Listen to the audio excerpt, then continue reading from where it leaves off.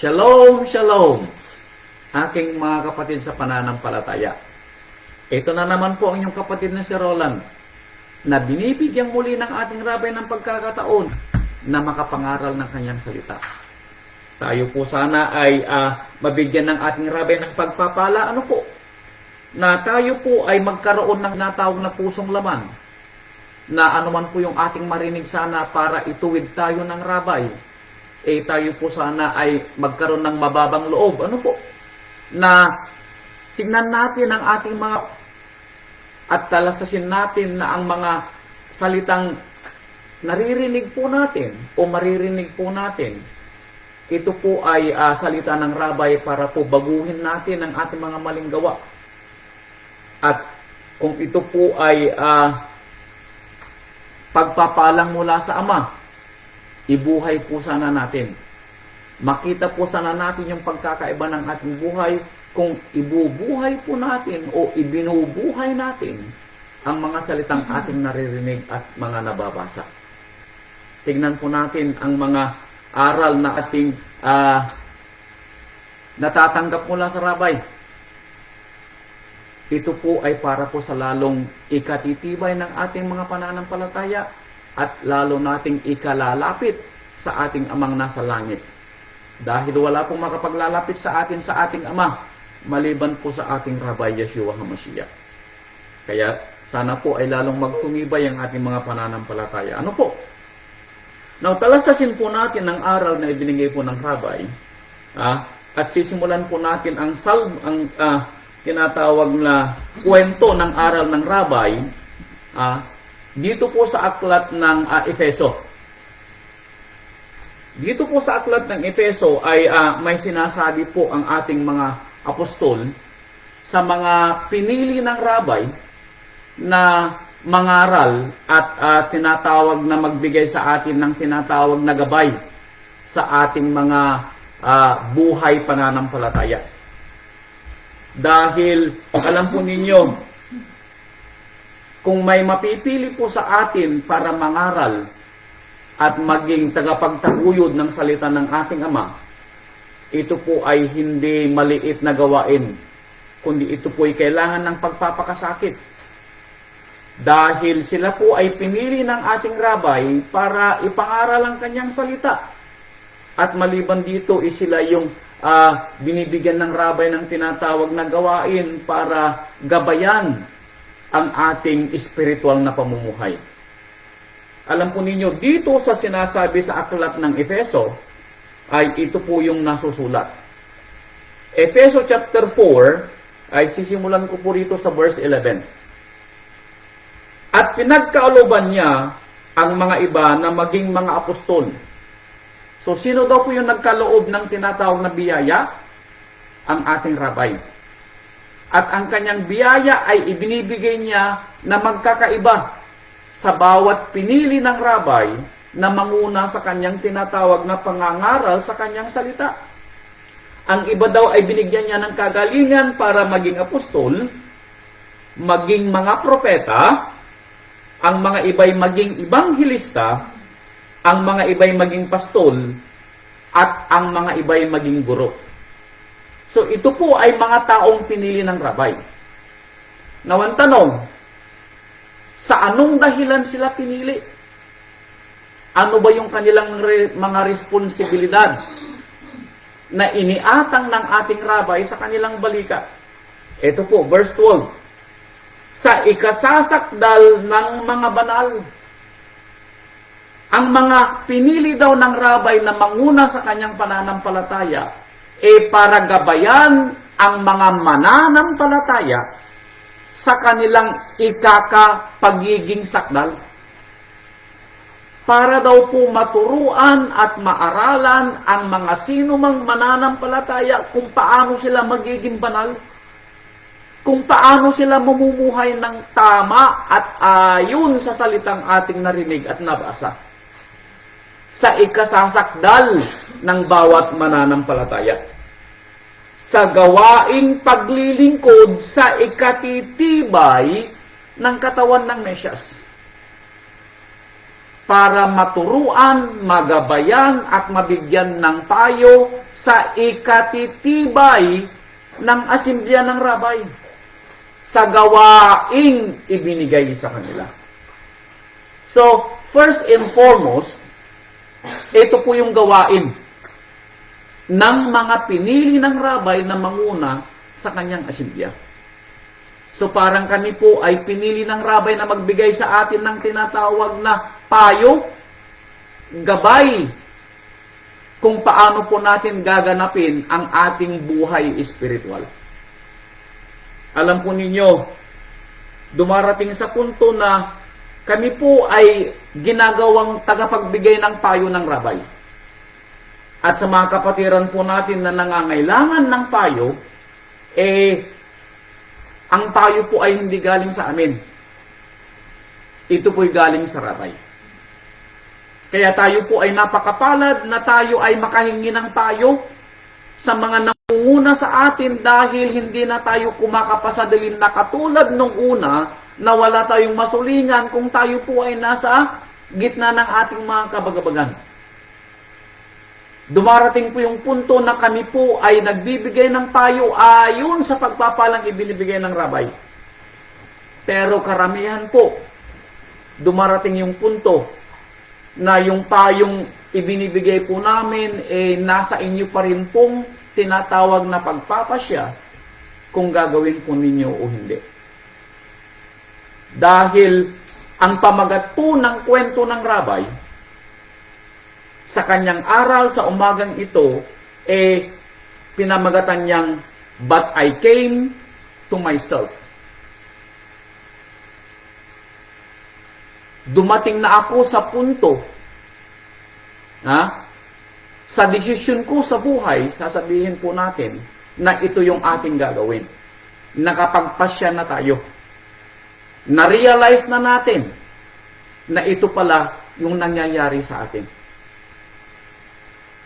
Tignan po natin na sa ating pang-araw-araw na buhay, kung tayo po ay titigil saglit at bibigyan natin ng tinatawag na summary yung ating buhay, mapapansin po natin na anuman po yung nararanasan po natin ngayon ay dahil sa ating pasya na ginawa po natin. Now, ang tanong, ang pasya bang ginawa natin ay sarili nating pagpapasya o ito'y ibinigay na payo ng mga nangunguna sa atin sa ating buhay pananampalataya?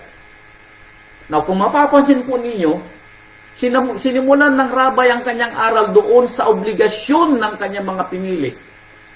Ang obligasyon ng mga pinili na mga namumuno sa kanyang asimblya gabayan ang bawat mananampalataya sa ikatitibay at ikakabanal ng bawat isa sa kanyang pamumuhay espiritual.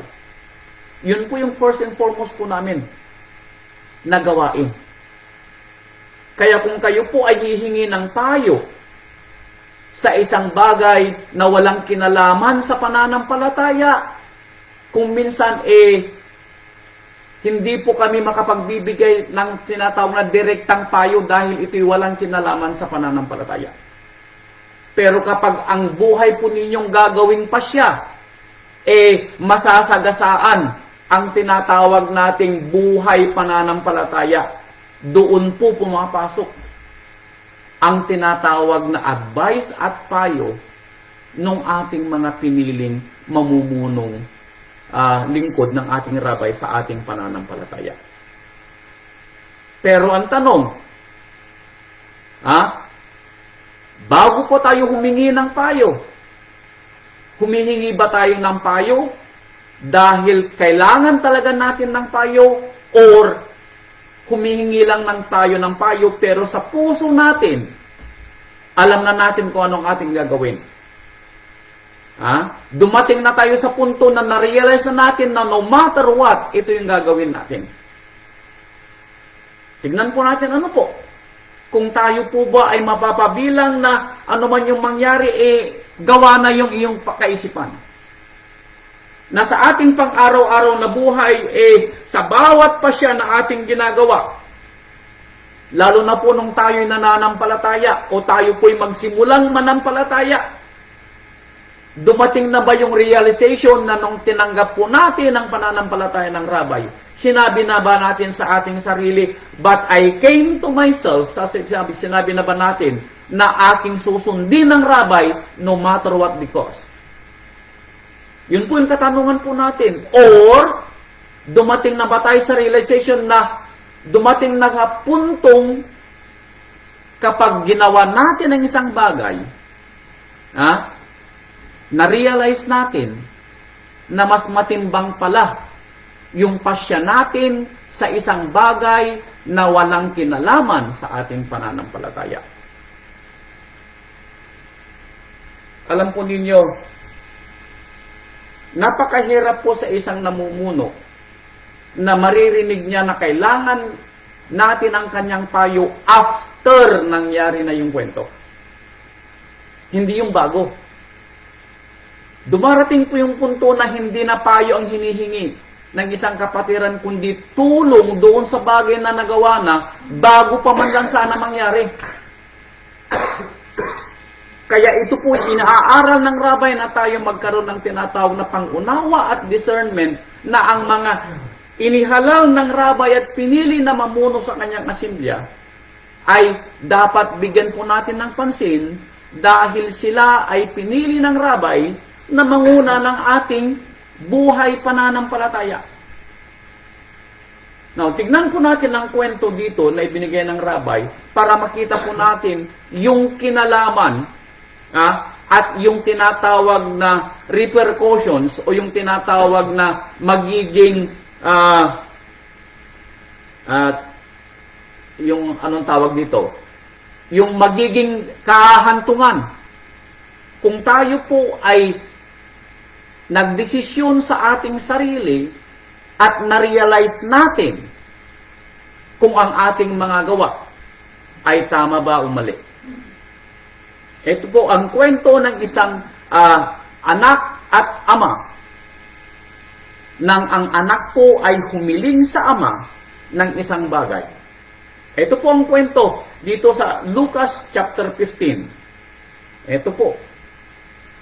Lucas chapter 15, ito yung kwento.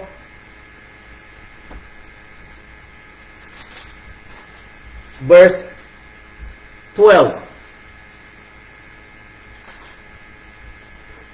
Lucas 15 verse 12. Ito yung kwento ng isang anak at ng isang ama. Dito sa verse 12, ito yung kwento ng bunsong anak.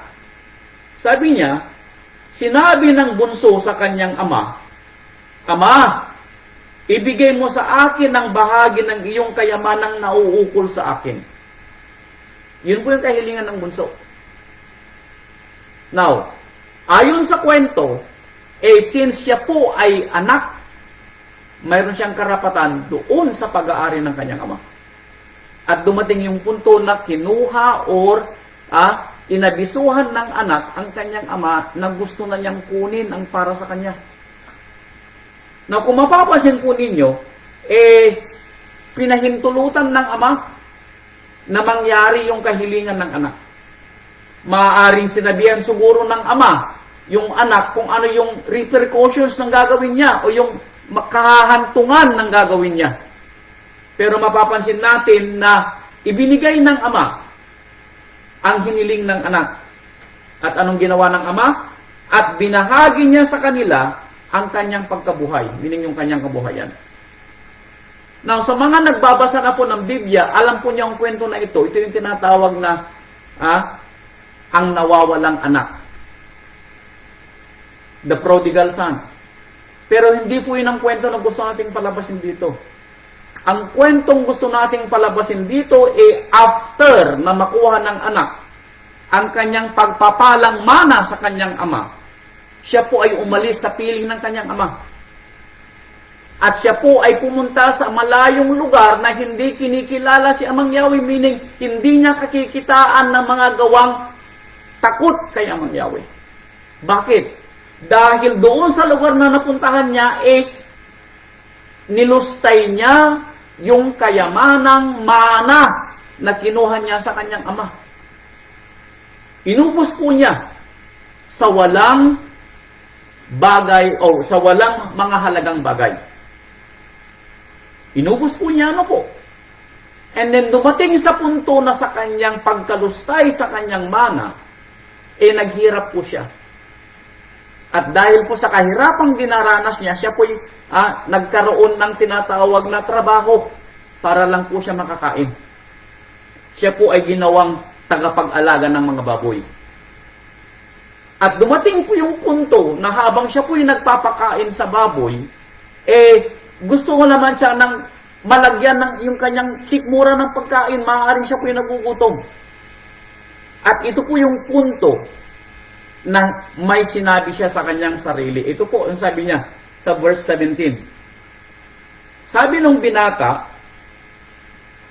datapwat nang siya'y makapag-isip, ay sinabi niya.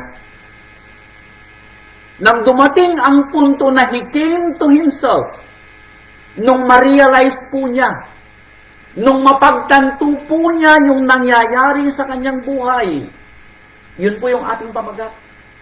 Nang ating mapagtanto kung ano yung nangyayari sa ating buhay, nung ma-realize po natin, na anuman po yung ating buhay sa ngayon, itanong natin sa ating sarili, ano ba yung nangyaring kwento? Bakit tayo nasa ngayong antas ng buhay? Dahil kung titingnan po natin ang anumang antas ng ating buhay ay may kinalaman sa mga naging desisyon po natin kahapon o nung nakaraan. Nawang tanong, ang iyong kinasasadlakan ba sa ngayon ay nasa ikabubuti mo or nasa ikakasama mo? Dahil kung ito'y nasa ikabubuti mo, then maaaring tama yung naging desisyon mo. Pero kung ito'y sa iyong ikasasama, dumating sana yung punto, now I came to myself. At maalala mo na mali yung naging desisyon mo. Dahil nang maisip ng anak yung naging kwento ng buhay niya, he came to himself, na pag-isip-isip niya na anong nangyari? Mali ang kanyang gawa. Pero ang kagandahan nito, gusto niyang itama yung kanyang pagkakamali. Kaya sabi niya dito sa verse 17, nang mapag-isip-isip niya, sinabi niya sa kanyang sarili, ilang mga alilang upahan ng aking ama ang may sapat at lumalabis na pagkain. At ako rito'y mamamatay sa gutom. Anong sinabi ng binata after na ma-realize niya?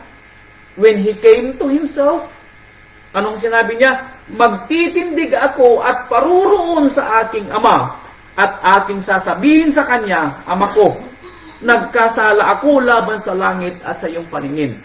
That's the realization. Na dumating ang punto dahil hindi na niya makayanan ang nararanasan niyang kabagabagan na pasakit na siya mismo ang may gawa.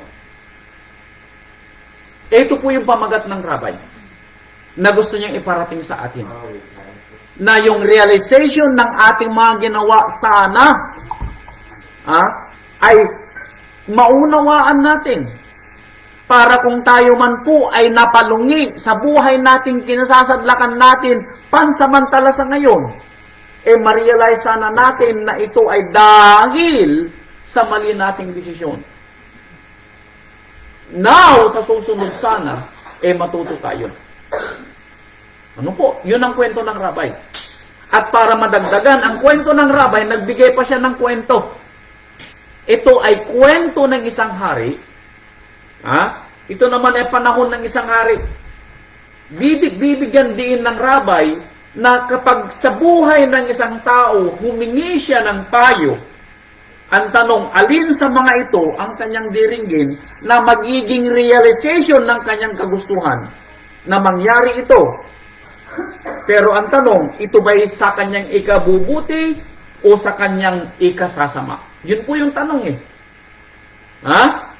Dito po sa aklat ng unang hari, chapter 12, iniaaral ko ito ng rabay mga kapatid Dahil sa pang-araw-araw nating buhay, baka po tayo magkamali ng ating desisyon. At at the end of the day, tayo po ay mapalungi. Na instead na tayo po sana ay makatugon sa gawaing paglilingkod ng rabay, tayo po ay lumihis dahil sa ibang desisyon na ating ginampanan sa ating buhay. Ito po ay aral ng rabay para ituwid natin ang ating mali. Maling pangunawa na sana ay matuto po tayo sa aral na ibinibigyan ng rabay. Dito po sa paunang hari, chapter 12, ang kwento pong ito ay yung haring anak ni Solomon. Sa mga nagbabasa na po ng Biblia, maaaring alam nyo yung kwento. Nang mamatay po si Solomon, ang nagmana po ng kanyang kaharian ay ang kanyang batang anak na si Rehoboam. Ano po? Dahil bata pa si Rehoboam, iniwan ni Haring Solomon yung kanyang mga matatanda ng mga tagapayo. Na alalayan, gabayan si Rehoboam. Dahil ganun ang payo na ginawa ng kanyang amang si David nang siya'y maging hari. Kinausap ni David yung mga matatanda sa palasyo na sinabihan niya mga matatanda, bata pang murang gulang ang aking anak na si David, Solomon, sabi ni David, gabayan niyo siya sa kanyang pagdidesisyon o pagpapasya. Ganun din maaaring sinabi ni Solomon kay Rehoboam. Pero ang kwento, ito yung kwento ng maging hari si Rehoboam sa bayang Israel. Unang Hari, chapter 12, verse 6. Ang haring Rehoboam ay kumuhang payo sa mga matanda na nagsitayo sa harap ni Solomon na kanyang ama samantalang nabubuhay pa. Sabi ko na sa inyo may mga iniwang advisor si Solomon sa kanyang anak na si Rehoboam. So dumating yung punto na kailangan magpasyang hari. Kaya kumuha siya ng payo kanino sa mga matatanda. Yung mga may experience na, yung mga may nakaranasan ng mga pangyayari sa buhay. Yung magbibigay sa atin ng tinatawag nating wise counsel. Bakit? Maaaring naranasan nila yung payo na hinihingi mo. Kaya sila yung tinatawag nating wise counsel. Kaya ang anong ginawa ni Rehoboam, tama yung ginawa ni Rehoboam, kumuha siya ng payo sa mga matatanda. Anong payo ang ibinibigay ninyo sa akin upang magbalik ng sagot sa bayang ito? So humingi po siya ng payo sa mga matatanda. Ibinigay naman ng mga matatanda yung alam nilang tamang payo na gagawin ni Rehoboam. Ano po? Pero anong nangyari? After na marinig ni Rehoboam ang payo ng mga matatanda, verse 8. Ngunit, anong ginawa ni Rehoboam? Tinalikdan niya ang payo ng mga matanda na kanilang ibinigay sa kanya, at anong ginawa niya? At siya'y kumuhang payo saan? Sa mga binata na nagsilaking kasabay niya na nagsitayo sa harap niya. Dinisregard niya ang payo ng mga matanda. At kanino siya kumuha ng payo? Sa mga katulad niyang bata. Then dumating yung punto na na-realize ni Rehoboam na mas gusto niya ang payo ng mga katulad niyang bata. At alam niyo yung kwento. Sinunod ni Rehoboam ang payo ng kanyang mga kababayan katulad niyang bata. At ito yung naging dahilan na naghiwalay ang 12 lahi ng Israel dahil sa maling payo na sinunod ni Rehoboam sa kanyang mga kasinggulang na bata. Na-realize niya na mas maganda ang payo ng mga mas bata sa kanya.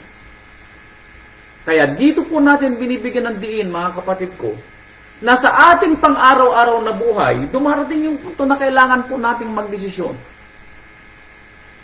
But I pray na tayo po ay kumuha ng wise counsel. Pero ang tanong, kumuha nga tayo ng wise counsel, sinunod ba natin? Baka dumarating ang punto na mas inisip tanin o ma-realize natin, we come to ourselves, na mas marunong tayo doon sa nagbibigay ng payo.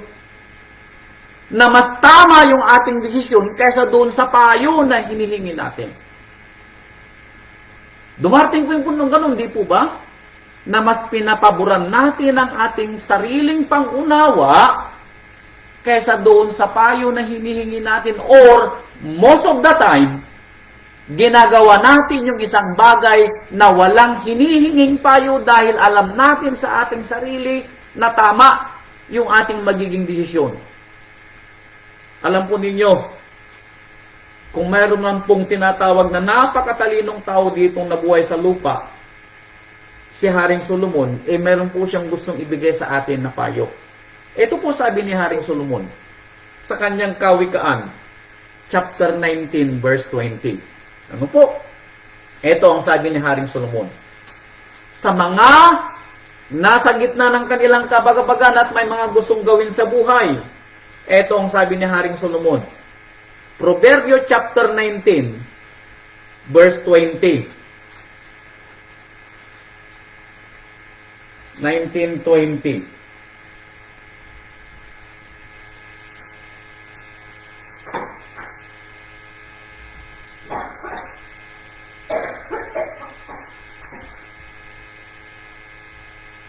Proverbio chapter 19, verse 20. 19:20.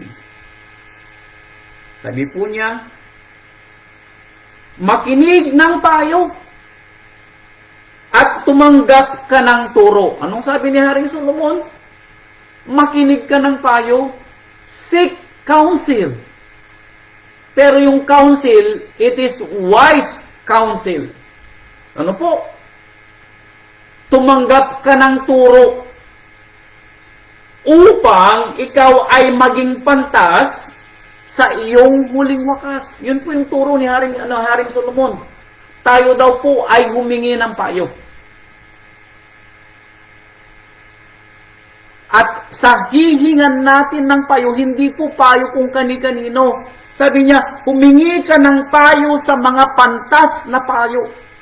Yung mga marunong na payo. Yung mga may alam sa tinatanong mo. Para bang ikaw ay nagtatanong kung kailangan mo ng payo kung paano pupunta sa Manila. Pero ang pinagtatanungan mo ng payo ay yung doon lang sa probinsya nagmamaneho. Hindi ka humingi ng payo doon sa mga nakapunta na sa Manila at nagdra-drive na sa Manila.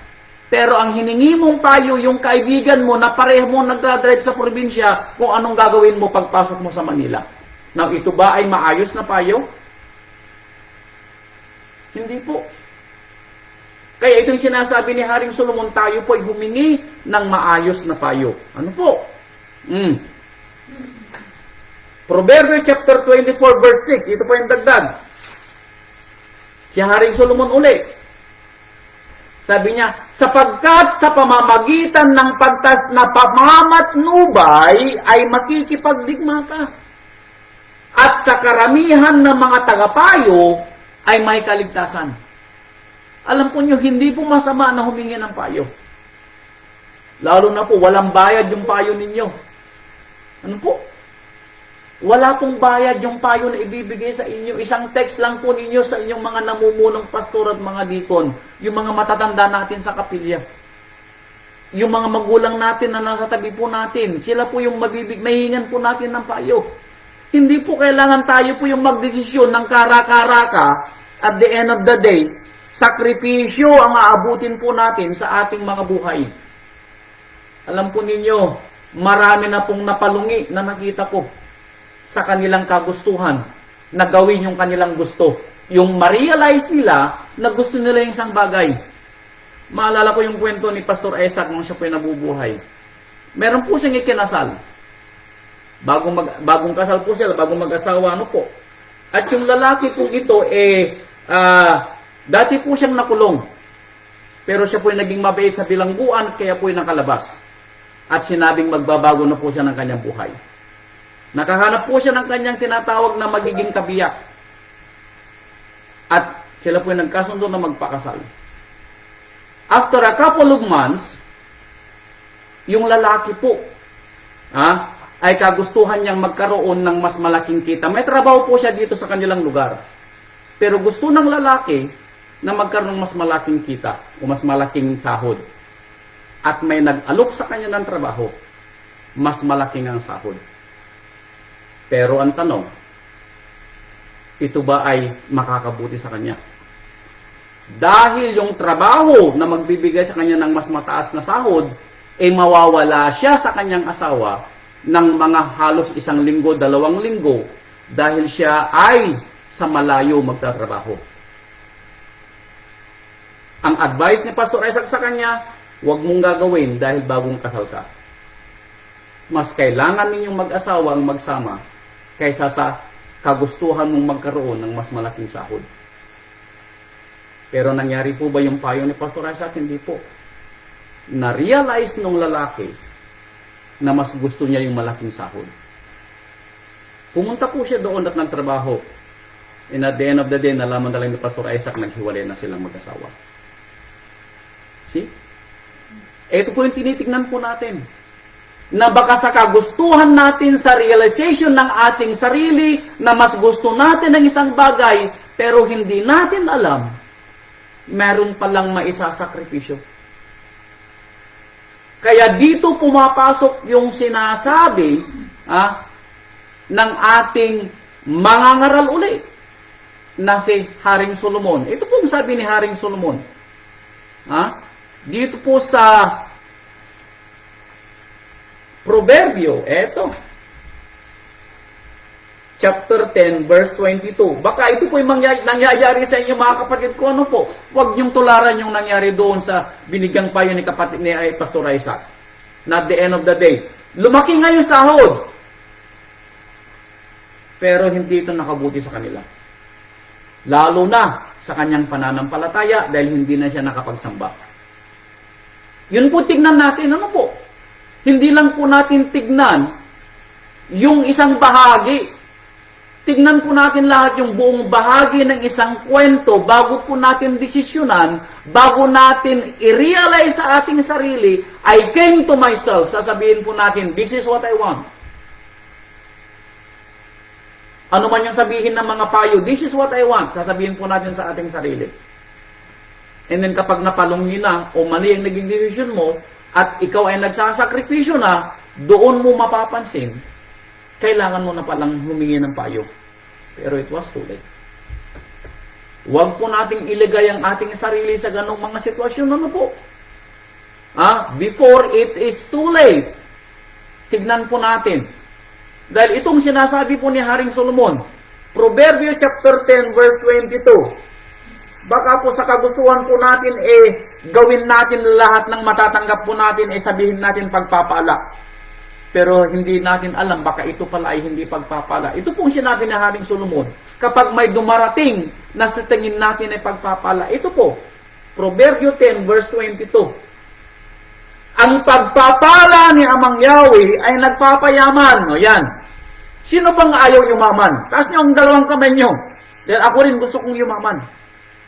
Pero ang gusto kong pagyaman ay hindi dahil sa kagustuhan kong maranasan yung mga kayamanan sa lupa na maibuhay, hindi po. Ang dahilan kung bakit pangarap kong yumaman, para magawa kong lalo ang gawaing ibinigay ng ating rabay sa akin na gawain. Makapagtayo ng mas maraming kapilya, makapaglimbag ng mas maraming bibya. Yun ang aking pangarap kung bakit gusto kong maging mayaman. Matustusan ang pangangailangan ng ating asingya. Kaya sinasabi dito, ang pagpapala ni Amang Yahweh ay nagpapayaman. Tama po. Pero talasasin natin. Wag tayong tumigil doon sa first stanza. Yung first na binasa. Tapusin natin yung kwento. Dahil sinasabi niya, at hindi niya idinadagdag ang kapanglawan. Wala daw halong sakripisyo. So, kung ang inyong hinihinging malaking sahod, walang sakripisyo, then galing kay Amang Yahweh. Pero kung isasakripisyo ninyo ang inyong pananampalataya dahil hindi na kayo makakasamba, kung isasakripisyo ninyo na magiging malayo kayo sa inyong pamilya at maiiwanan nyo sila at hindi nyo alam kung paano sila mabubuhay at makakalimutan nilang kanilang pananampalataya, abay kapatid ko, baka hindi ito pagpapalang galing kay Amang Yahweh. Kung tayo na po yung nagsasakripisyo sa kagustuhan natin sa isang bagay, hindi na po ito pagpapala. Kung sa ating kagustuhan na matulungan ng isang kapatiran, tayo na po ay hindi nakakatulog sa ating pagtulog dahil pagod tayo. Abay kapatid ko, talasasin mo uli, ito pa ba'y pagpapala? Sa kagustuhan natin na makamit yung mga pangarap natin sa buhay, tayo po'y magkakaroon ng 2-3 trabaho, 24/7. Taas kong kamay ko, ginawa ko po yan. Pero hindi pala ito makakabuti.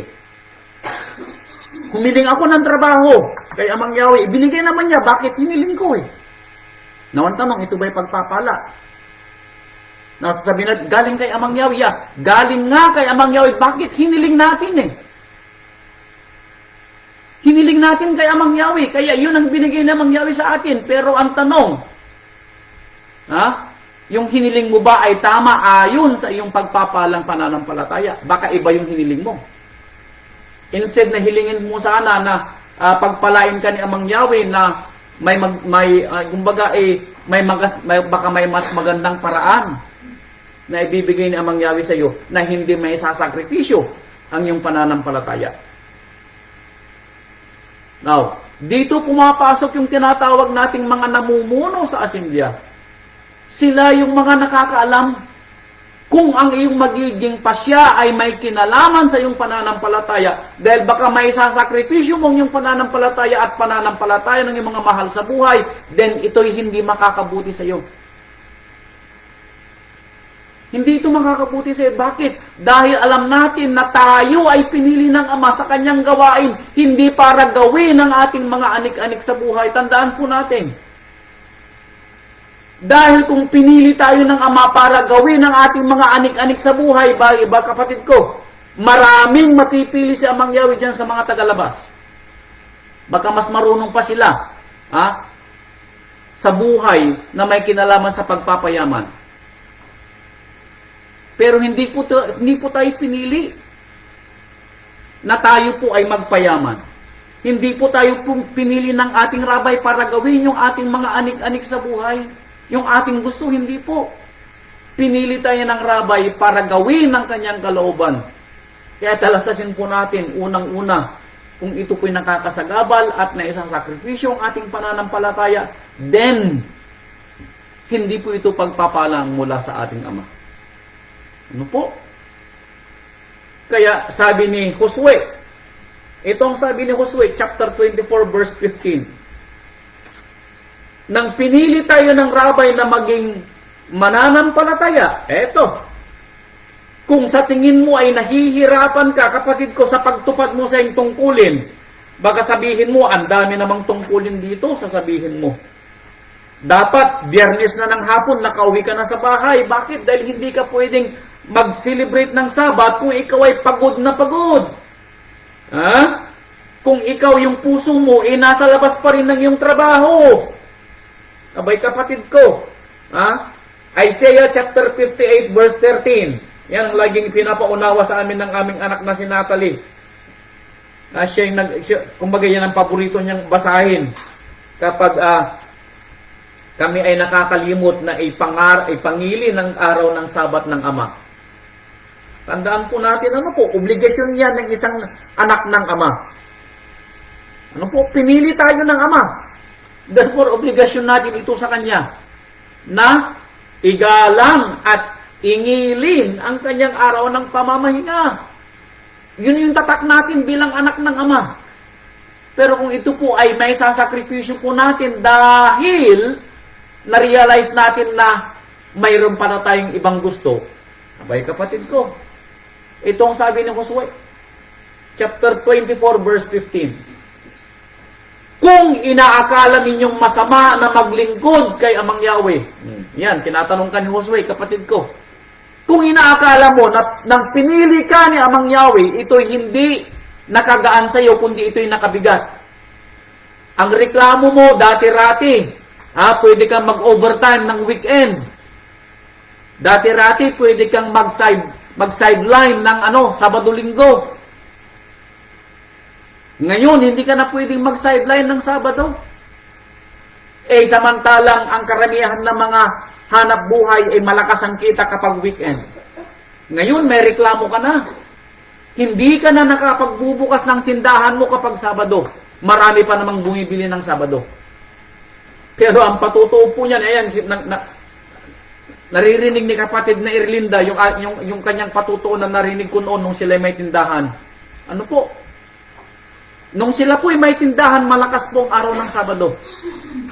Pero nung siya po'y nanampalataya, isinara po niya ang kanyang tindahan sa araw ng Sabado. At magbubukas po yan kapag lubog na po yung araw ng Sabado.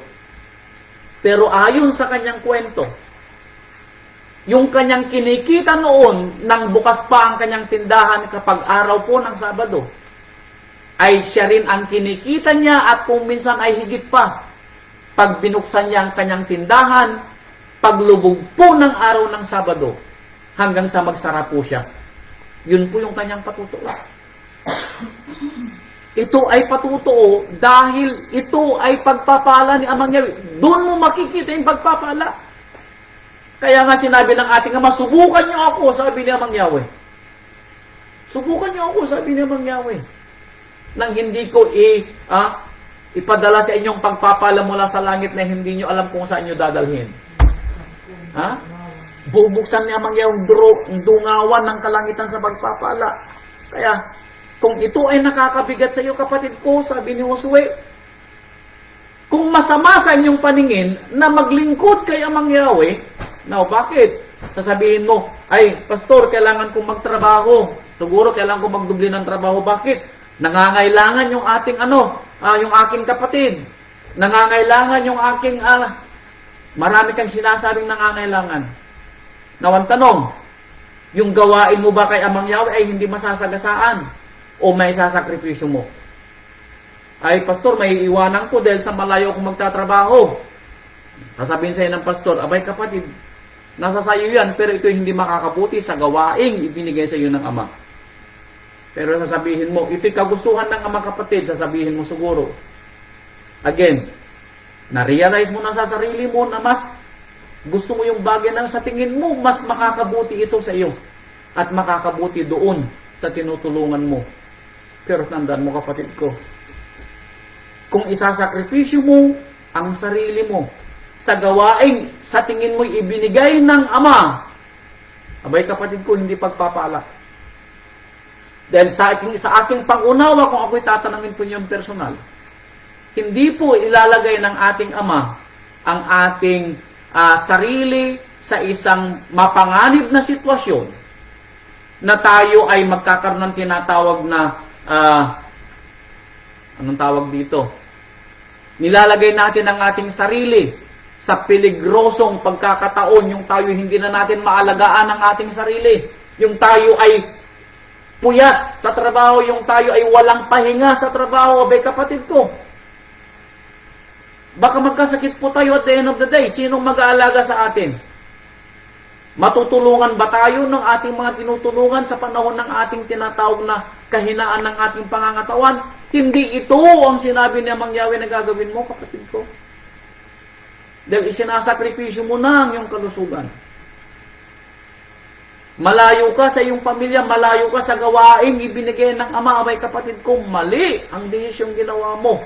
Pero sinabi mo sa sarili, I came to myself. Sasabihin mo sa pastor, itong gusto kong gawin. Kaya sabi ni Josue, kung kayo po'y nabibigatan sa paglilingkod kay Amang Yahweh, sabi niya, piliin ninyo sa araw na ito kung sino ang inyong paglilingkuran mo. Ayan. Kung mas gusto mo, kapatid, na gawin yung ginagawa mo, na sa tingin mo ay mas marami kang matutulungan, mas mapapag-aral mo ang iyong anak, Sabi ko nga sa inyo isang araw, kung sakasakali,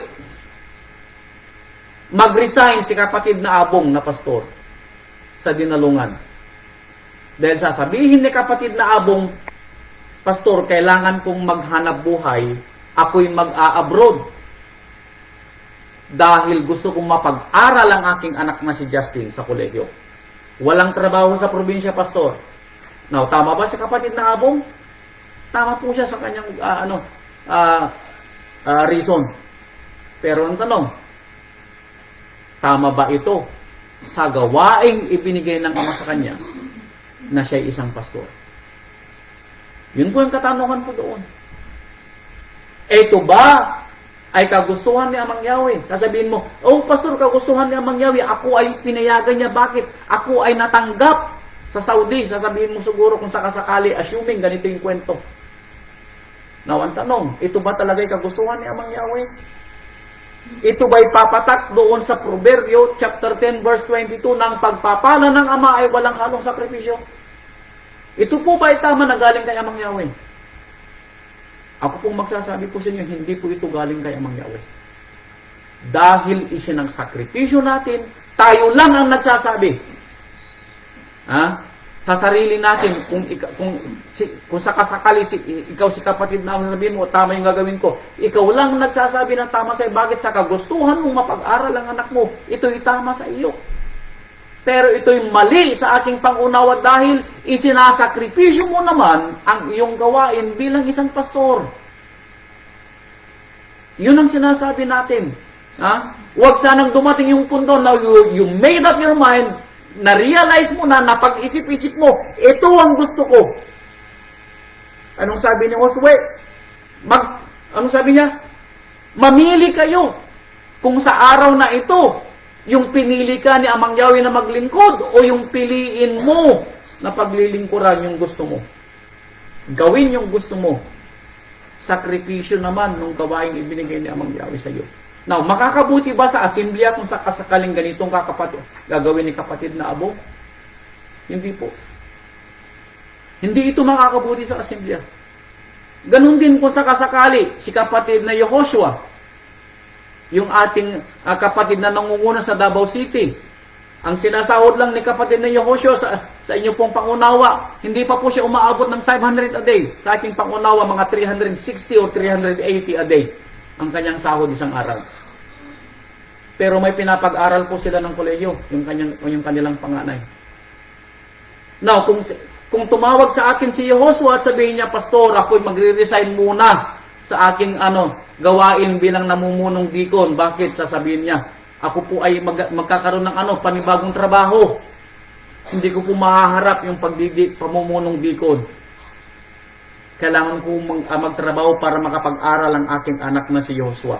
Ay, sa aking anak na nag-aaral sa kolehiyo. Now, tama ba yung desisyon ni Yehoshua?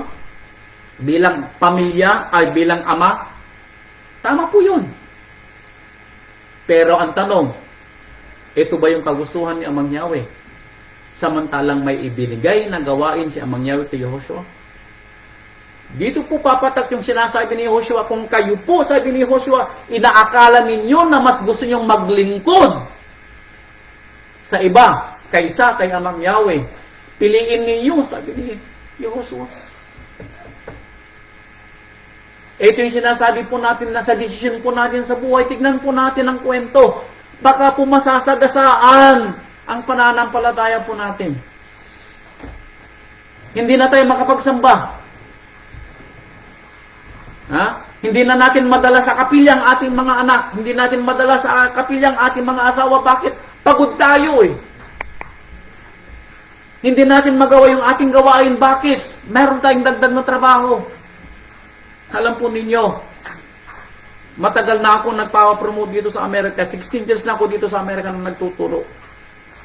Nag-apply ako bilang supervisor, nag-apply ako bilang... Ang dami ko in-applyan para maging administrador. Dahil qualified naman ako. Pero ni minsan ay hindi ako kinonsider doon sa ina-applyan ko. Nagtatanong ako sa aking sarili, yun ang gusto ko. Nawan tanong, ito ba'y gusto ni Amang Yahweh? Dahil ngayon ko napagtanto na ang mga administrador dito sa Amerika, kapag ikaw ay nasa school system, kailangan mong pumunta sa mga activities ng mga bata at ang karamihan sa mga aktibidades ng mga bata rito, Biyernes ng gabi at Sabado. Kaya sabi ko sa sarili ko, no wonder hindi ako ma-promote. No wonder, sabi ko, ito hindi para sa akin. Pero yun ang gusto ko. But I thank Father Ya, pinapasalamatan ko si Amang Yahweh dahil hindi niya ako pinapromote. Dahil baka makalimutan ko ang obligasyon ko sa Kanya. Wala na akong maging panahon para magbigay ng Bible study pag Lunes ng gabi. Wala na akong panahon para magbigay ng Bible study pag Miyerkules ng gabi. At mangaral pag Biyernes ng gabi. Bakit pagod na ako noon? Wala na akong panahon para magbasa. And I thank Father Ya kung bakit hindi ako napupromote. Kanina lang yung aking asawa nagkwento, yung asawa daw ng kanyang co-teacher, malaki yung sahod. Sabi ng aking asawa, umaabot ng halos kalahating $1,000,000 taon-taon. Biniro ng asawa ko yung kanyang asawa, yung kanyang co-teacher. Pwede ba magtrabaho ang aking asawa sa trabaho ng asawa mo? Kaya lang hindi pwedeng magtrabaho ang asawa ko ng Sabado, sabi daw ng aking asawa. O hindi siya nagtatrabaho ng Sabado, sabi naman ng kanyang co-teacher. Pero kapag may conference sila at may mga meeting sila at may mga outing sila, kailangan siyang pumunta ng Sabado.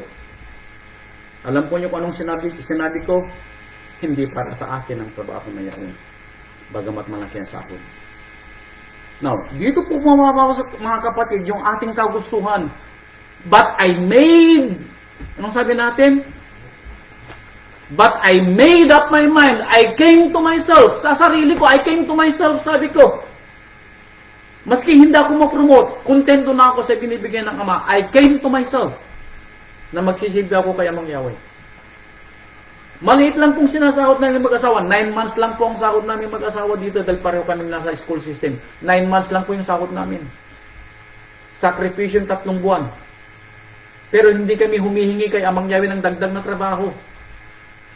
Bakit? Dahil baka sa sobrang trabaho ng pagod ng aming mga katawan, hindi namin magampanan ang tungkulin na ibinigay ni Amang Yahweh sa amin. Ang hinihiling namin kay Amang Yahweh, pagpalain ang aming kinikita bagamat kakaunti.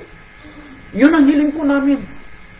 Baka ganun din po siguro ang maging kahilingan ninyo. Hindi yung humingi kayo ng mas maraming trabaho. Yung pagpalain ni Amang Yahweh yung mga kinikita ninyo. Pati yung anak namin si Henrix, hindi po siya makapaniwala na natutustusan po namin ang mga pangangailangan po nila at pangangailangan ng ating asimilya kung minsan. Nagtataka din po siya. Pero sabi namin sa aming anak, hindi sa amin ang gagaling ang pagpapala. Ini-stretch ni Amang Yahweh ang aming kinikita at nagbibigay siya ng mga pagpapalang hindi namin alam dumarating na lang basta. Ganun po magbigay si Amang Yahweh. Kaya baka mali po ang ating hinihingi. Ano po? Huwag po natin isakripisyo ang ating pananampalataya. Sabi ni Josue, pagpiliin ninyo sa araw na ito, sabi ni Josue, kung kanino kayo maglilingkod. Piliin ninyo, sabi ni Josue. Pero ako at ang aking sangbahayan, sabi ni Josue, kay Amang Yahweh maglilingkod. Yan po. Ganito rin po dapat ang ating maging sagot. I came to myself. Na-realize ko, sasabihin po natin, na pag-isip-isip ko, na ano man ang mangyari, maglilingkod ako kay Amang Yahweh. Yung mga anik-anik sa buhay, yung kagustuhan natin makapag-aral ang ating mga anak, hilingin natin kay Amang Yahweh. Natulungan tayo sa pagpapaaral sa ating mga anak na hindi isinasakripisyo ang ating mga gawain at paglilingkod. Yun pong hilingin natin. Huwag po nating hilingin na tayo magkaroon ng mas mahirap na trabaho at isasakripisyo po natin ang ating pananampalataya. Hindi po yun ang dapat nating hilingin kay Amang Yahweh. Pero kung yun ang hiniling mo, baka yun ang ibigay sa iyo, kapatid ko. Dahil maawain si Amang Yahweh, dahil yun ang hinihingi mo, yun ang iniiiyak mo, baka yun ang ibigay ni Amang Yahweh sa iyo. And then marirealize mo lang at the end of the day, hindi pala yun ang daan na gustong ibigay ni Amang Yahweh sa iyo. Pero yun ang hiningi mo. Ano po? Maalala po ninyo, si Jeremiah? Kilala po niyo si Jeremiah? Ano po? Ito po si Jeremiah. Si Jeremiah ay ginawang tagapayo ni Amang Yahweh sa bayang Israel. Nawang tanong, naniwala ba ang bayang Israel sa payo ni Amang Yahweh na binigay niya kay Jeremiah? Talasasin po natin, ano po? Ito po ay kwento ng isang payo ng ating Ama na ibinigay niyang directly kay Jeremiah na sabihin niya sa bayang Israel. Pero ang nangyari, ito po ang kwento. Jeremiah chapter 38, verse 14. Ito po. 38:14.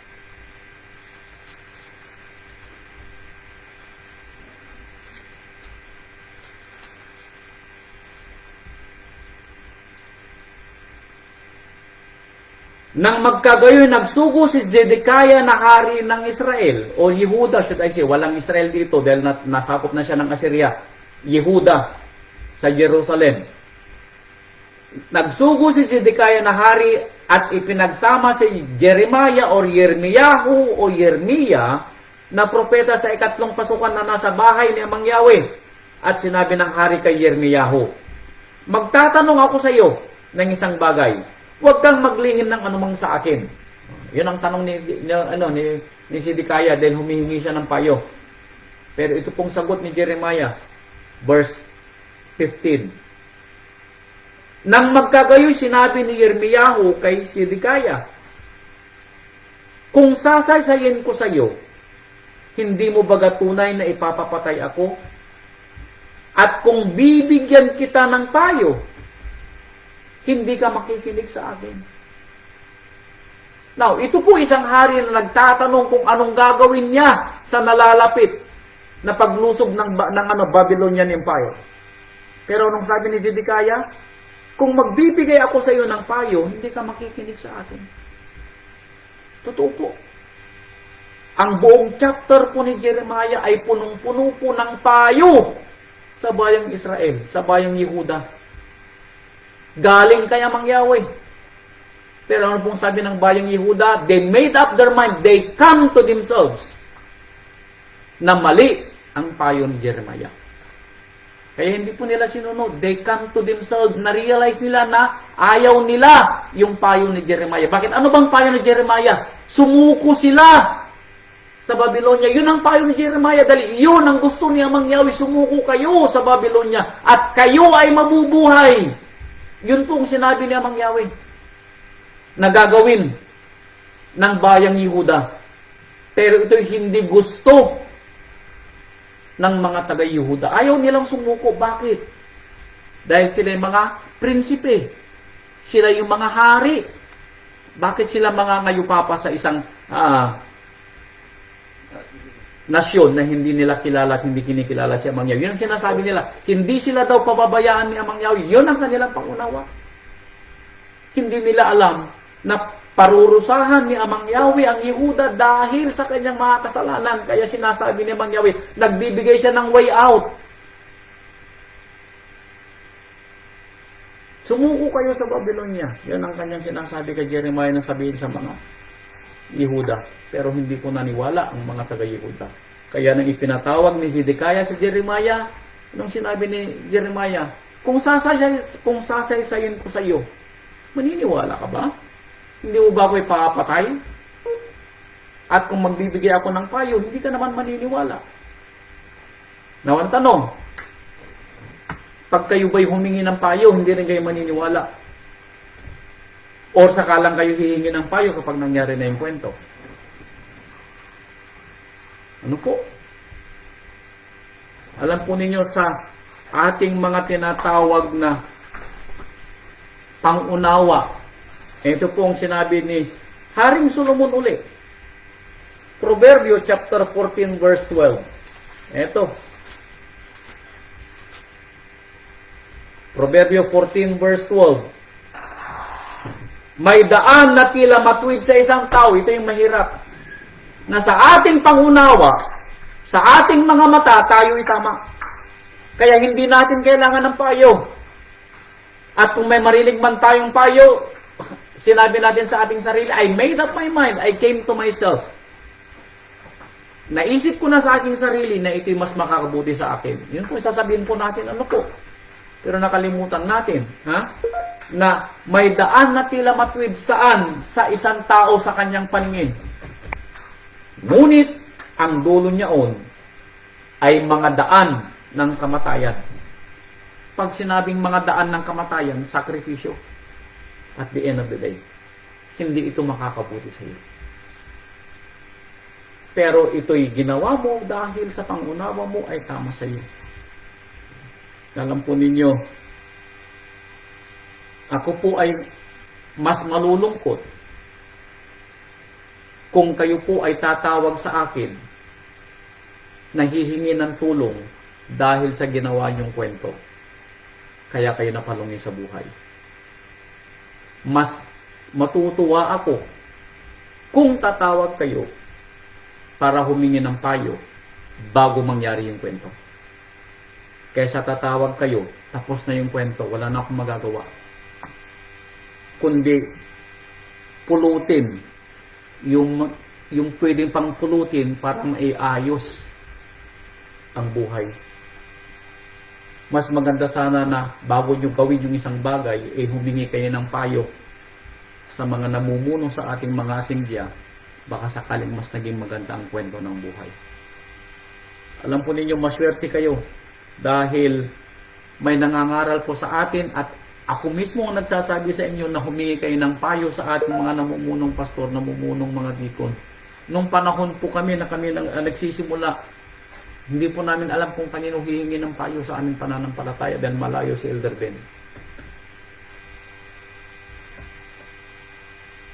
Kahit pa paano sa inyo, malapit yung payo sa inyo. At the same time, isang tawag lang po kami rito kung kailangan nyo ng payo. Huwag kayong humingi ng payo kung kailan tapos na. Ano po? Maawa kayo sa inyong mga sarili. Huwag nyong isasakripisyo ang inyong pananampalataya dahil sa inyong kagustuhan. Lalo na po sa kagustuhan nating umasenso. Ito po yung isang bagay na na nakita ko. Sa kagustuhan nating maramdaman kung paano ang buhay ng maalwan, isinasakripisyo po natin ang ating pananampalataya. Or, pinapahirapan natin ang ating sarili. Gusto natin magkaroon ng mansyon, umutang tayo sa bangko ng napakalaking interes para lang magkaroon ng mansyon. Dahil meron kang mansyon, anong gagawin mo?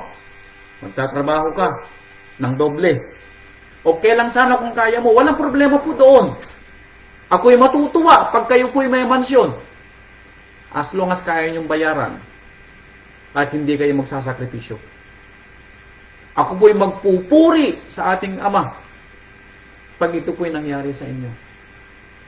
Pero kung kayo po ay magsasakripisyo, kayo ay magtatrabaho ng 2-3 beses dahil sa interes ng inyong utang sa bangko.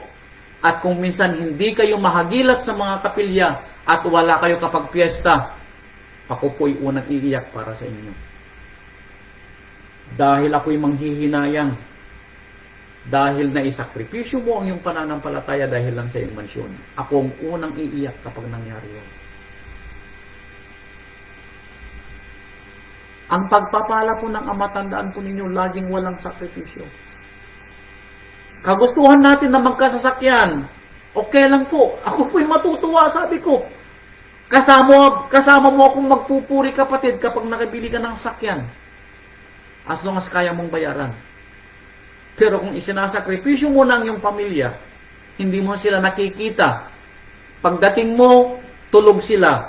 Pag alis mo, tulog pa rin sila. Bakit?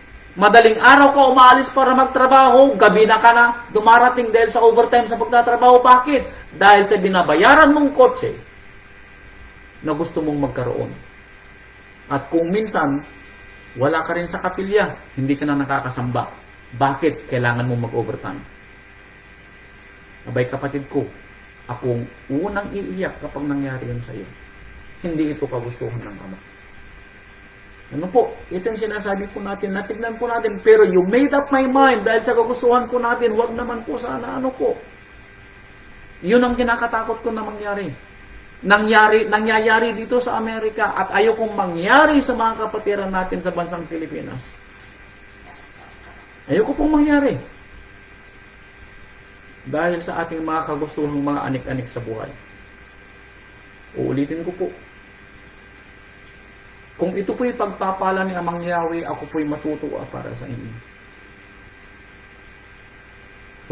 Wag naman po sanang dahil sa inyong mga gustong anik-anik, maisakripisyo ninyo ang inyong pananampalataya. Maisakripisyo ninyo ang pangangailangan ng inyong mga pamilya. Huwag naman po sana. Ano po? Dahil ito'y hindi na pagpapala. Huwag niyong i-reason out na ito'y kagustuhan ni Amang Yahweh dahil nangyari. Hindi po kagustuhan ni Amang Yahweh. Tandaan po ninyo. Hindi po kagustuhan ni Amang Yahweh na isakripisyo po ninyo ang inyong paglilingkod sa Kanya. Tandaan po ninyo. Nasusulat, to obey is better than sacrifice. Maski na sabihin nyo, magbibigay kayo ng mas malaking ikapo dahil sa inyong mas malaking kinikita. Pero kung hindi naman kayo nakakasamba, kung hindi naman kayo nakapaglilingkod, dabay, hindi na naisin ni Amang Yahweh. At hindi siya matutuwa. Ako mismo magsasabi lang naranasan ko. Hindi matutuwa si Amang Yahweh maski na sabihin natin na mas malaki yung magiging ikapo ninyo dahil sa inyong mga sahod. Pero kung naisasakripisyo ang inyong pananampalataya at kayo nagtatrabaho kapag araw ng Sabado at kanyang mga piyesta, kapatid ko, hindi tatanggapin ni Amang Yahweh ang inyong handog. Naranasan mo po yan. Ano po? Kaya wag po niyong gagawin.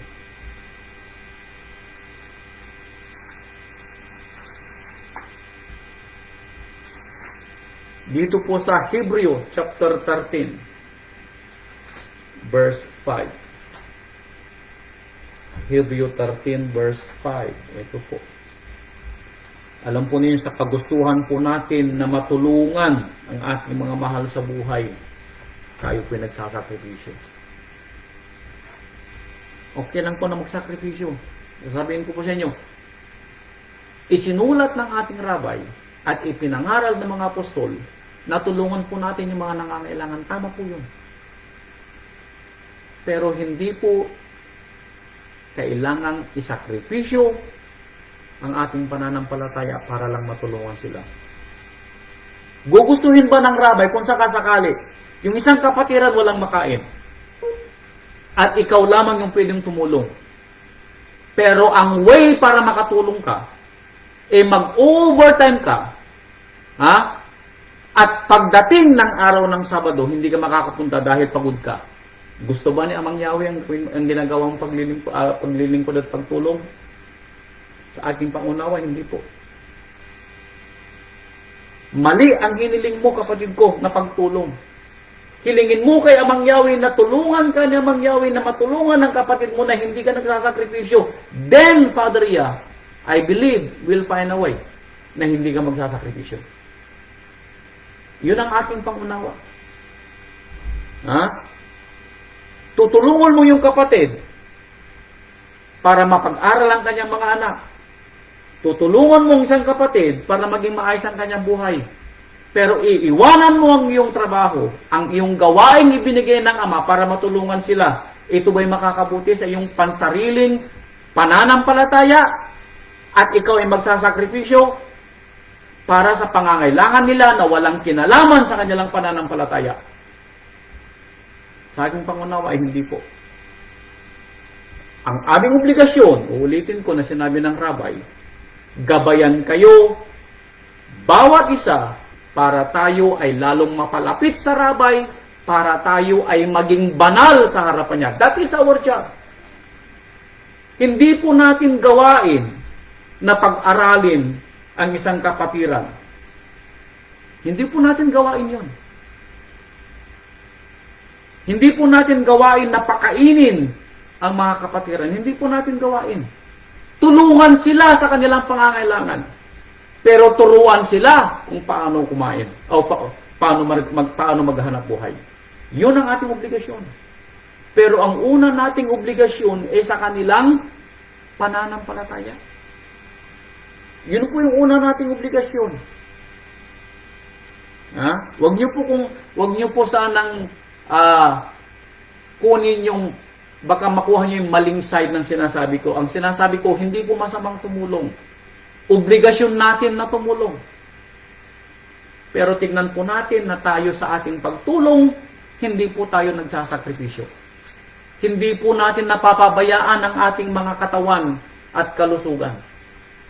Hindi po natin napapabayaan ang gawaing ibinigay ng Ama. Iyon po ang sinasabi ko, na huwag may sakripisyo. Kung tayo po ay makakatulong, at tayo pa rin po ay mas lalong aktibo sa ating gawain, ako po ay magpupuring kasama mo, na lalo nating pupurihin si Amang Yahweh sa pagpapalang ibinigay niya sa atin para matulungan natin ang mga nangangailangan. Alam po ninyo, nang mag-a-apply si Romano po dito, papunta dito sa Amerika, tinatanong ko po sa aking sarili kung ito'y makakabuti sa pananampalataya ni kapatid na Romano o sa kanyang pamilya. Yun po tinatanong ko kay Amang Yahweh. Mas malaki nga ang magiging sahod dito ni Romano, pero ang tanong ko kay Amang Yahweh, makakabuti ba ito sa kanila, sa kanilang pananampalataya?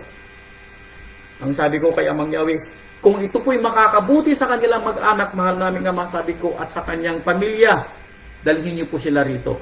Pero kung hindi, sabi ko, at mawawala ang kanilang pananampalataya, sabi ko, huwag niyo po silang dadalhin dito sa Amerika. Yun ang aking panalangin kay Amang Yahweh. Dahil ayaw kong magkaroon ng maraming pera si kapatid na Romano at the end of the day, pero makakalimutan naman niya ang kanyang pananampalataya dahil sa gawain dito sa Amerika at makakalimutan ng kanyang mga anak ang pananampalataya kay Amang Yahweh, then it's not worth it. Hindi ito galing kay Amang Yahweh. Yun po yung aking tinitignan. Kaya ako po'y humingi kay Amang Yahweh ng payo kung anong ibibigay kong payo sa aking kapatid. Kaya nung siya po'y napunta dito sa Amerika, sinabi ko sa kanya, dalhin mo ang pamilya mo. Mas maganda ang mas magiging maayos. Dahil naranasan ko na iwanan ng aking pamilya for 22 months. Napakahirap. Kaya sabi ko ay kapatid na Romano, dalhin mo ang pamilya mo. Magtitipid kayo dito sa Amerika pero mas mag-igi na kasama mo ang pamilya mo. Yun po ang sabi ko. Ganun din ang magiging payo ko sa inyo. Ang una kong itatanong kay Amang Yahweh ay kung ito'y makakabuti sa pananampalataya mo. Hindi ko itatanong kung makakabuti sa buhay mo ito, kundi itatanong ko kay Amang Yahweh kung ito'y makakabuti sa paglilingkod niya sa iyo. Yun ang itatanong ko kay Amang Yahweh kung ito'y hihingin mo ng payo. Dahil iyon ang aking obligasyon bilang namungunang pastor po ninyo. Tignan kung ito'y makakabuti sa iyong pananampalataya at the end of the day at makakabuti sa asimilya at the end of the day. Dahil kung ang pagpunta mo sa yung paggawa mo ng isang gawain na gusto mong gawin dahil ito'y sasabihin mo makakatulong ka sa kapwa. Ang tanong, sa pangkalahatan ba makakabuti sa asimilya ng Ama? Yun po nakakatakot po. Dahil magkaroon tayo ng sariling pangunawa na ito makakabuti. Pero at the end of the day, hindi pala. Yun ang ikinakatakot ko. Kaya sabi niya dito sa Hebrew chapter 13 verse 5. Hebrew 13 verse 5.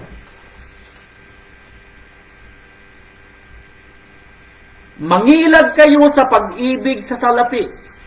Now, ito'y sulat ni Saulo. Alam po ninyo, karamihan sa sinasabi nating magiging problema natin sa buhay ay yung tinatawag na pinansyal. Tama po yun. Pero ang tanong, baka mali ang pagpapalang hinihingi mo kay Amang Yahweh. Now, dukwento ko sa inyo uli ang aking pangunawa noon.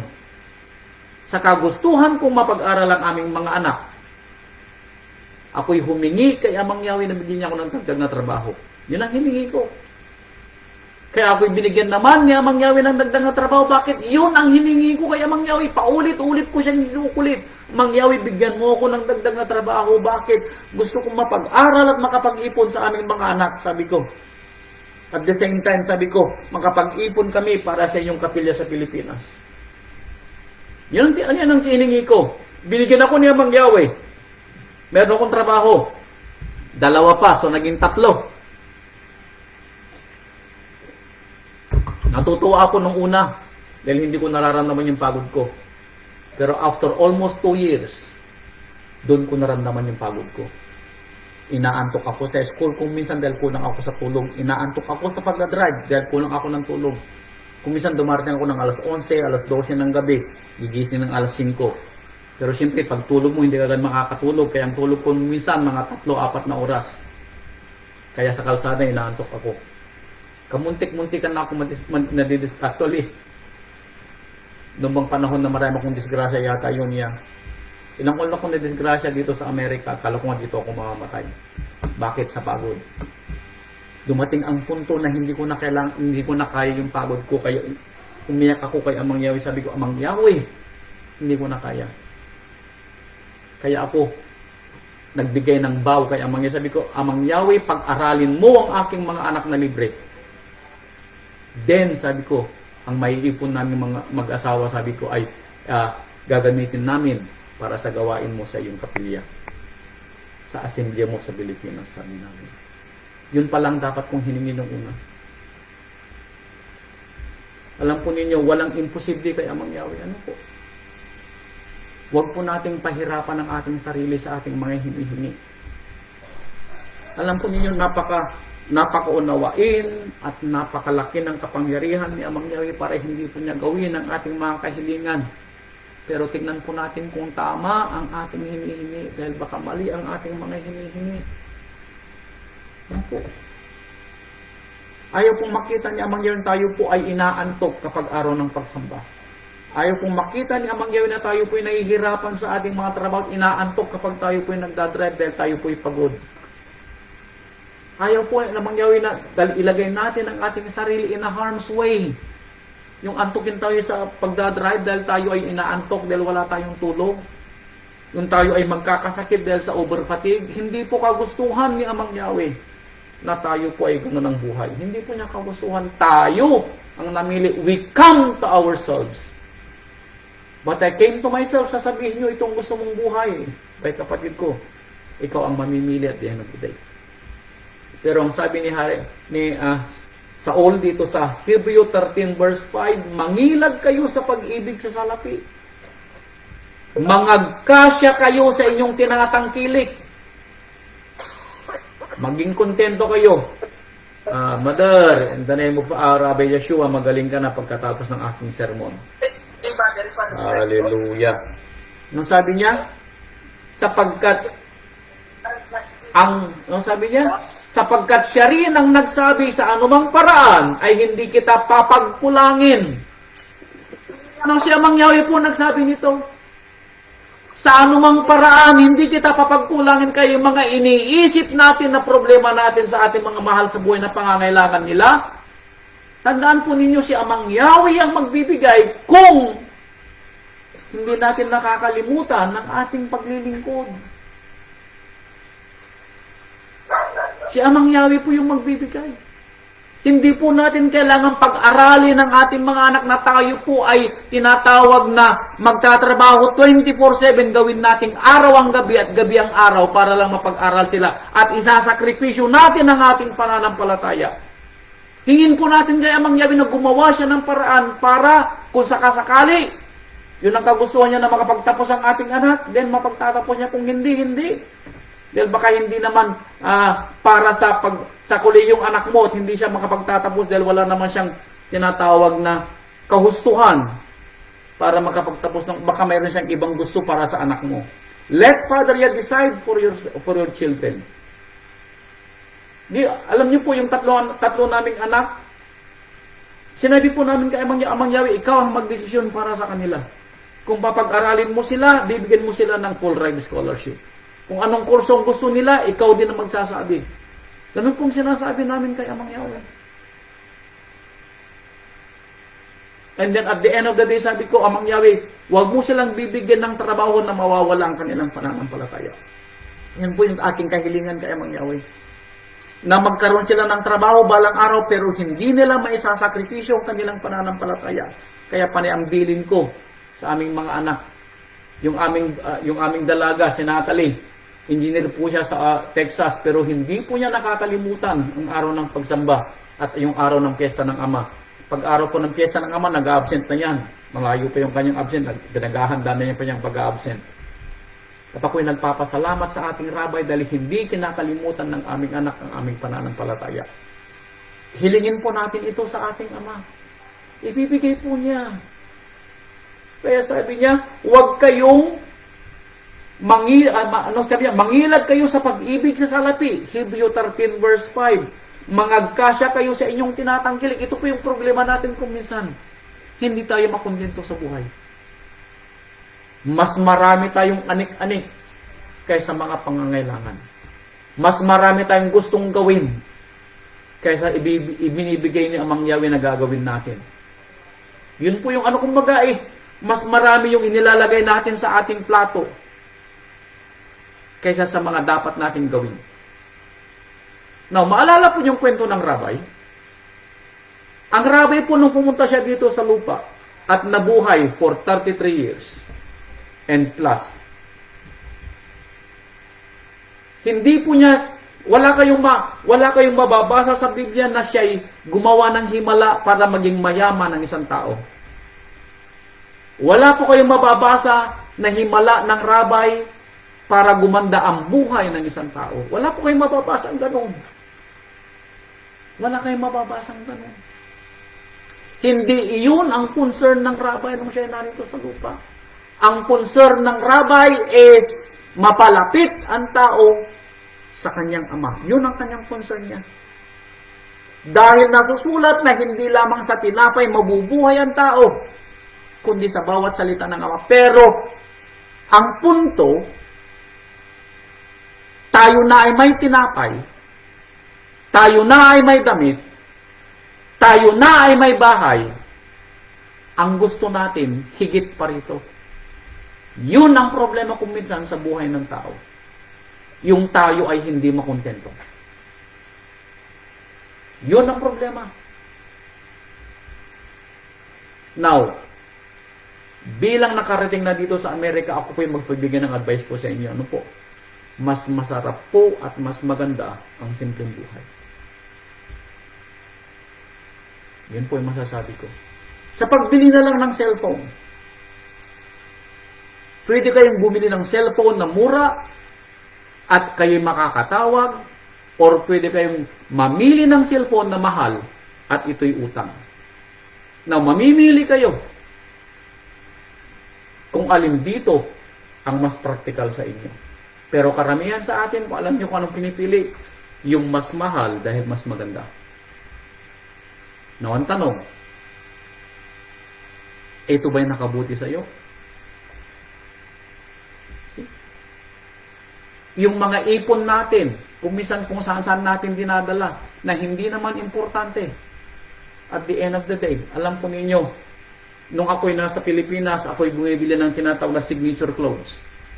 Ako po'y nasa Pilipinas. Pagdating ko dito sa Amerika, dito ko nalaman ang pangangailangan ng pera. Ang karamihan ko sa aking mga damit, binili sa thrift store, kumbaga ukay-ukay sa Pilipinas. At yung aking anak, magmula ng naging magkasing tabas na kami ng damit, yung pinaglumaan na niya ang aking damit. Now, anong sinasabi ko? Natuto na akong makontento. Dahil ang aking paglilingkod sa Ama, ang aking iniisip muna, at kung ano ang aking matatawag na maiipon balang araw na madala sa Pilipinas para makatulong sa gawain sa Asindya. Yun ang aking iniisip. Natuto na akong maging kontento kung anong ibibigay ng Ama. Ito ang problema natin kung minsan sa ating buhay. Hindi tayo makontento kung anong binigay ng Ama sa atin. Ano po? Kaya ako po'y nanghihinayang kung minsan sa mga nakikita ko sa mga kapatiran. I wish, sabi ko nga sa inyo, humingi kayo ng payo. I wish, sabi ko sa inyo, hindi mo ginawa ito, pero it's too late. It is done.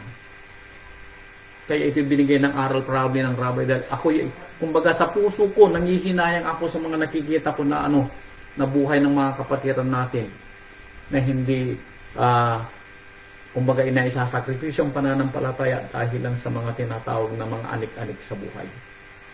Huwag naman po sana. Ano po? Sapagkat siya rin ang nagsabi sa anumang paraan ay hindi kita papagkulangin at sa anumang paraan hindi kita pababayaan. Tama po yun. Si Amang Yahweh po ang nagsabi nun. Si Amang Yahweh ang magpo-provide. Sabi nga, Father Yahweh is my shepherd. Psalm 23 verse 1, I shall not want. Ano po? Now, Proverbio chapter 4 verse 23. Ito. Solomon ulit. Proverbio chapter 4. Bigyan natin ng diin itong sinabi uli ni Solomon. Proverbio chapter 4 verse 13. Ito, sabi po niya. 4:13.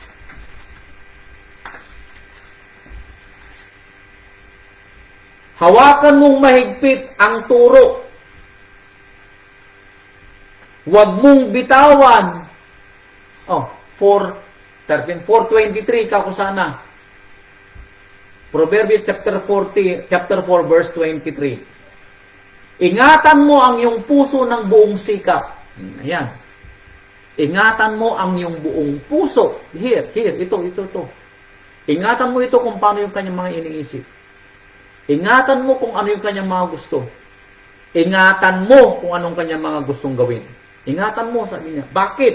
Dahil dito'y dinadaluyan ng buhay, meaning dito magmumula kung anong klaseng buhay ang mangyayari. Mula sa isip mo, nangyayari yung mga desisyon sa buhay mo. Dahil dito magmumula kung anong klaseng buhay ang dadarasin mo. Dahil sa dito rin nagmumula ang mga alalahanin sa buhay kung ano yung gusto mo mangyari. Kaya sabi ni Solomon, ingatan mo. Tama po. Kung ano yung nakikita nating sa ating pangunawa ay mas makakabuti, pero baka sa pangkalahatan, again, ang lagi mong itanong, kapatid ko, isasakripisyo ko ba ang aking pananampalataya? Yun ang lagi mong itatanong. Yung gawain ba ng Ama na pinili, sabi ko nga sa inyo, pag pinili ka ng Ama ng dikon, pag pinili ka ng Ama na isang mamumunong pangkalahatan o namumuno sa lugar mo, na pinili ka ng Ama, at iiwanan mo ito, ang tanong, makakabuti ba ito sa asindyang iiwanan mo? Dahil kung sasabihin ni kapatid na Abong, ako'y mag-a-abroad pastor, magre-resign ako, sabihin ko kapatid na Abong, wag. Tutulungan kita kung ano yung problema mo, pero wag ka lang mag-resign. Hindi ito makakabuti sa pananampalataya mo at hindi makakabuti sa assembly ng Ama. Hilingin natin kay Amang Yahweh mas magandang paraan. Yun ang sasabihin ko. Pipilitin kong pigilin si kapatid na Abong kung magre-resign sa kanyang pagiging pastor. Bakit? Yung kanyang gawain sa pastor, na pagiging pastor ay kanyang masasagasaan. Isang sakripisyo niya. Kung may magagawa ako, hindi ko papayagan.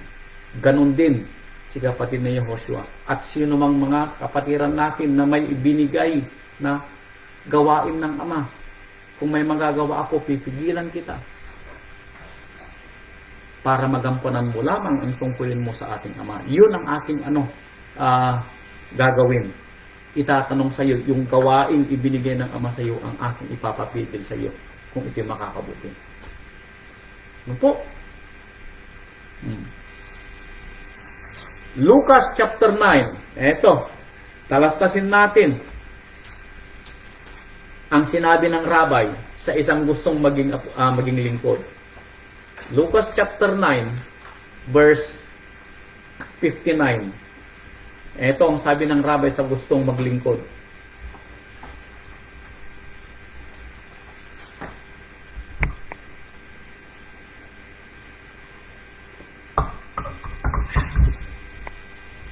Lucas chapter 9, verse 29, verse 59 and 60.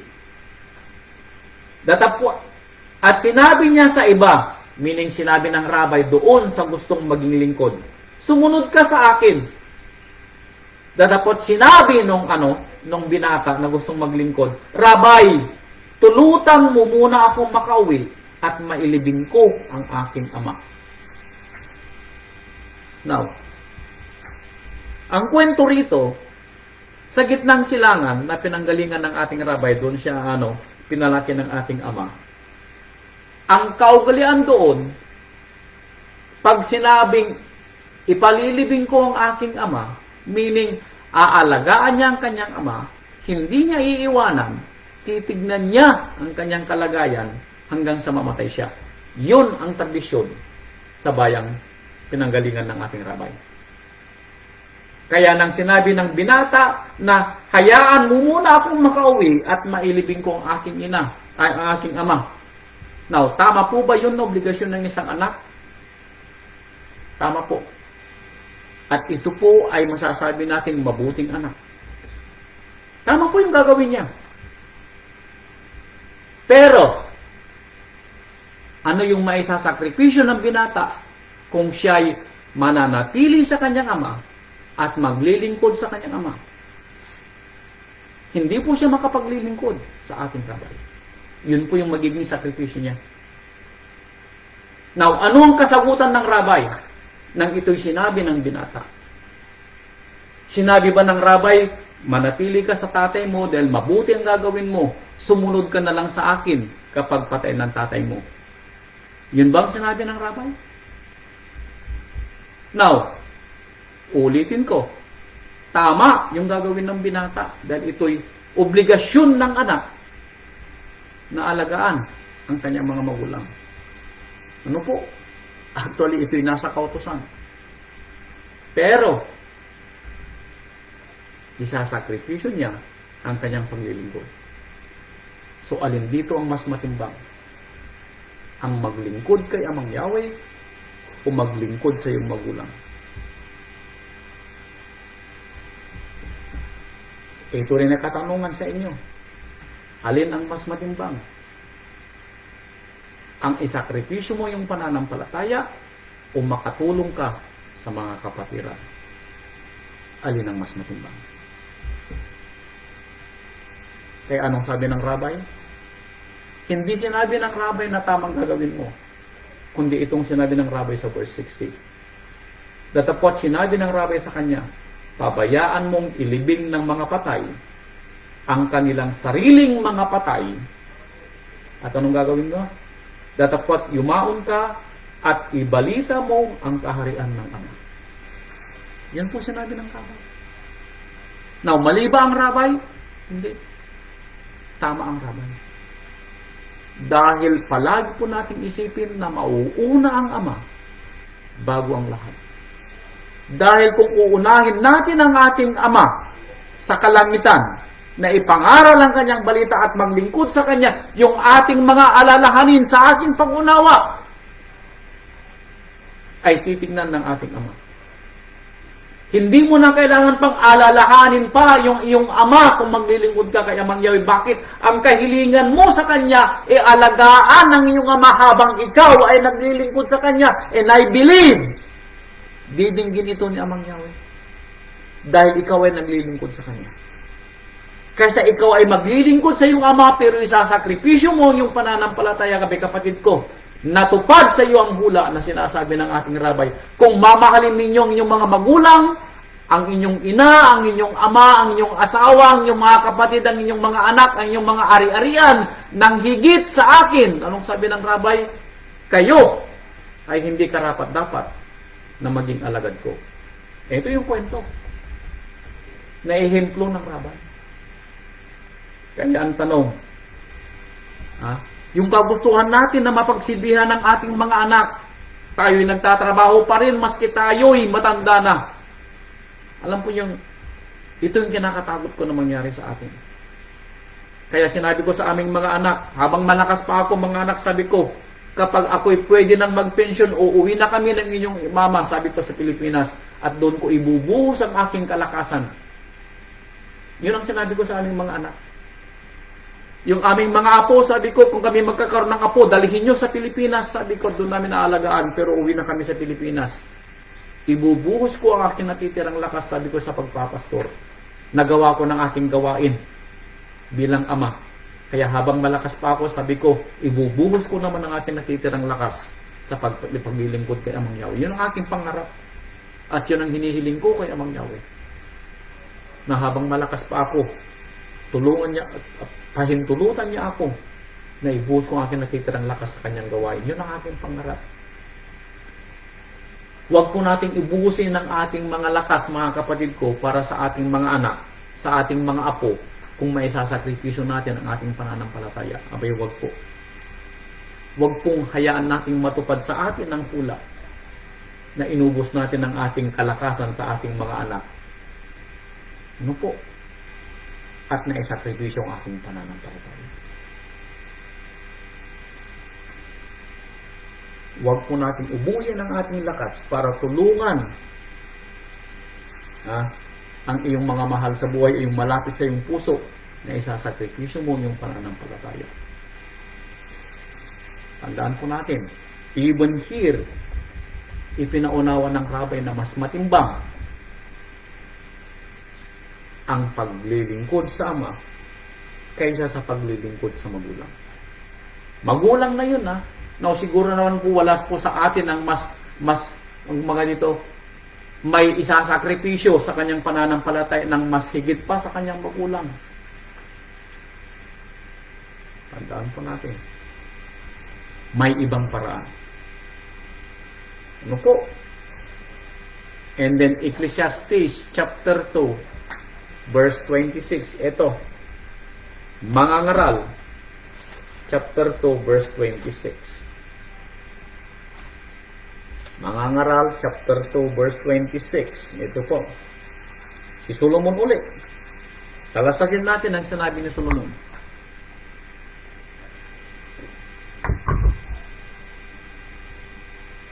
Sapagkat ang tao na kinaluluguran niya, meaning kinaluluguran ng ama, meaning yung mga naglilingkod sa kanya ng buong puso, yung isinasakripisyo ang lahat para lang mapaglingkuran siya.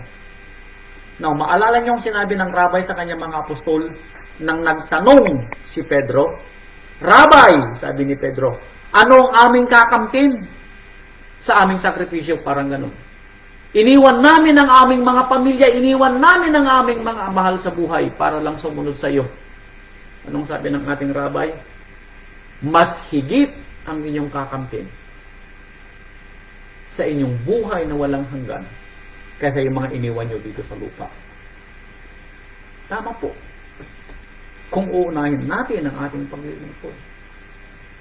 Alam po ninyo, Father Yahweh will take care of the rest kung tayo ay maglilingkod sa Kanya at gaganapin natin ang obligasyon na ibinigay niya sa atin ng buong puso. Yung ating mga pangangailangan, sabi ko nga sa inyo, nung ako po ay pinili ng rabay para mamunong pastor, ang dami ko pong iniisip.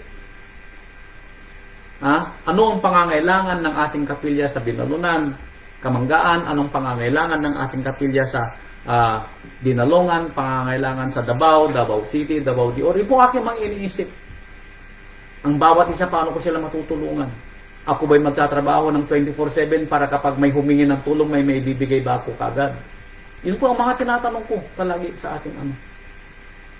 Pero sumagot po siya sa akin. Ano po yung sabi niya? This is my assembly, sabi po niya. Kung ano yung magagawa mo, gawin mo. Pero hindi mo dapat, kumbaga ay hindi ko dapat daw alalahanin ang bawat isa dahil si Amang Yahweh ang may-ari ng asemblya. Kung may pangangailangan ng bawat isa, si Amang Yahweh ang magbibigay. Hindi ko kailangan pahirapan ng aking sarili. Hindi ko kailangan magtrabaho ng 24/7 para pag may nangailangan ng tulong may maibigay ko. Hindi yun ang gustong ipagawa sa akin ng Amang Yahweh. So doon po ako natuto. Nahingin kung ano yung tama kung dapat hingin kay Amang Yahweh. Kaya kapag may nangangailangan, ang lagi kong sinasabi kay Amang Yahweh, ibigay mo ang pangangailangan ng aking kapatid. Pag may nagkakasakit, ang una kong hinihingi, Amang Yahweh, pagalingin mong aking kapatid. And then, kung mayroon kaming ipon, saka kami magbibigay ng tulong. Ganon ang aking hinihingi. Pero hinihingi ko una kay Amang Yahweh, pagalingin mong aking kapatid. Bakit? Dahil hindi ako makapagbibigay agad ng tulong na pinansyal para makatulong sa iyo, para magpagamot ka. Kaya ang sinahiling ko, pagalingin mo ang aking kapatid. Yun po aking hinihingi. Hindi po kailangan ako'y magsakripisyo para sa inyo. Hindi po kailangan. Dahil si Amang Yahweh ang magbibigay. Hindi ko kailangan pahirapan ang sarili ko para may maitulong sa inyo. Hindi yun ang gusto ni Amang Yahweh. Dahil kailangan ako ni Amang Yahweh na may lakas, para gawin din ang kanyang mga gawain. Hindi kailangan ako ay magpuyat para lang ako ay makapagtrabaho at makapagbigay ng tulong kapag may nangangailangan. Hindi po yun ang gusto ni Amang Yahweh sa akin. Ipinaunawa yun ng Amang Yahweh sa akin. Kaya, tandaan po natin, unahin natin ang ating paglilingkod sa Ama, and the rest will be taken care of. Yun ang ipinapaunawa ni Amang Yahweh sa akin. Unahin natin ang paglilingkod sa Kanya. Yung ating mga pangangailangan sa asimblea, ibibigay po ni Amang Yahweh. Ano po? Yung pangarap ko na makapagtayo ng mas maraming kapilya, now, uubusin ko ba ang aking buhay para maghanap buhay para kapag may nangailangan ng kapilya, may ibibigay tayong pagpapatayo ng kapilya? Hindi po yun ang gustong gawin niya Amang Yahweh. Ano po? At hindi yun ang pinapagawa niya sa akin. Kaya talasasin po natin ang aral na ibinibigay ng Rabbi. I made up my mind na ako'y maglilingkod kay Amang Yahweh. Ano po? Kung may mga magawa man akong kakulangan, as long as sa aking sarili, naglilingkod ako kay Amang Yahweh. Kung mayroon akong hindi magawa sa mga pangarap ko sa kapilya, sa ating asimblya, pero sa aking sarili, ginagawa ko aking magagawa para paglingkuran siya, then I believe Father Yahweh is content with me sa aking gawain. Yun pong aking sinasabi sa aking sarili.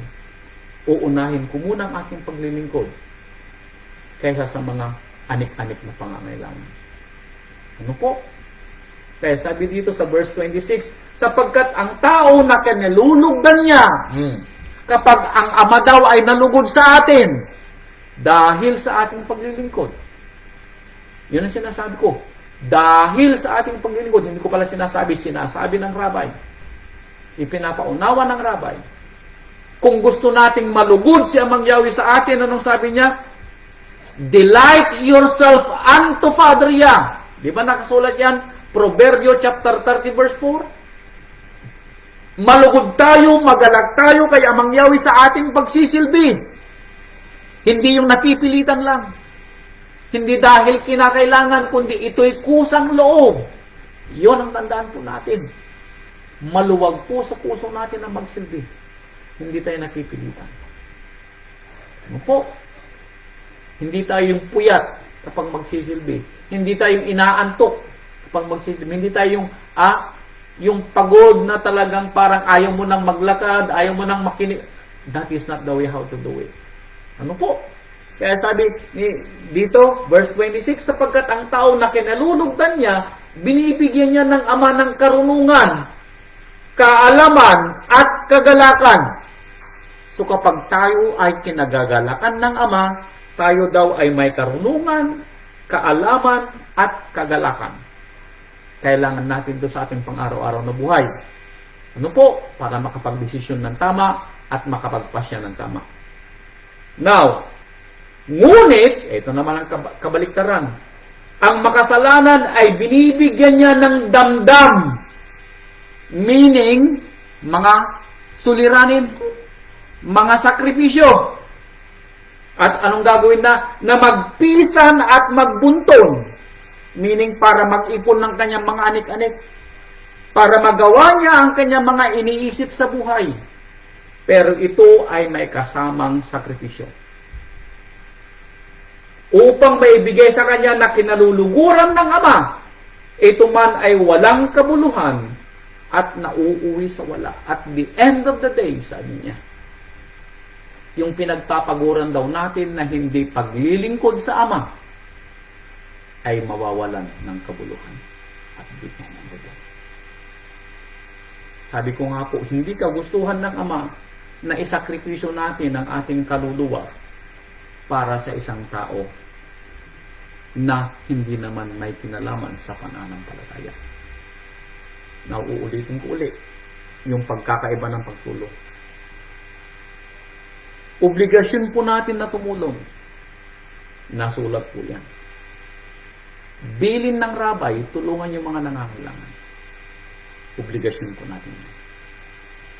Pero kung ang tinutulungan po natin ay hindi ayon sa pananampalataya at isasakripisyo mo ang iyong pananampalataya, hindi ito ang pagtulong na gustong gawin ng rabay. May ibang paraan. Anong ibig kong sabihin? Ulitin ko nga po sa inyo. Yung sinasabing ehemplo ng rabay kanina na ang binata ay uuwi muna sa kanyang bahay para alagaan ang kanyang mga magulang at hindi siya maglilingkod sa rabay. Hihintayin niyang mamatay ang kanyang ama. Pero sinabi ng rabay, hayaan mo ang mga patay ay maglingkod sa kanilang mga patay. Now, maliban dito, ang isa pang kwento, yung kanyang mga magulang ay hindi nananampalataya. At ang binatang ito ay gustong manampalataya. Now, hindi ko sinasabing magkaiba. Ang sinasabi ko, kung ang isasakripisyo natin ang ating pananampalataya sa isang bagay na hindi naman may kinalaman sa pananampalataya, unahin natin ang ating pananampalataya. Huwag itong maisakripisyo.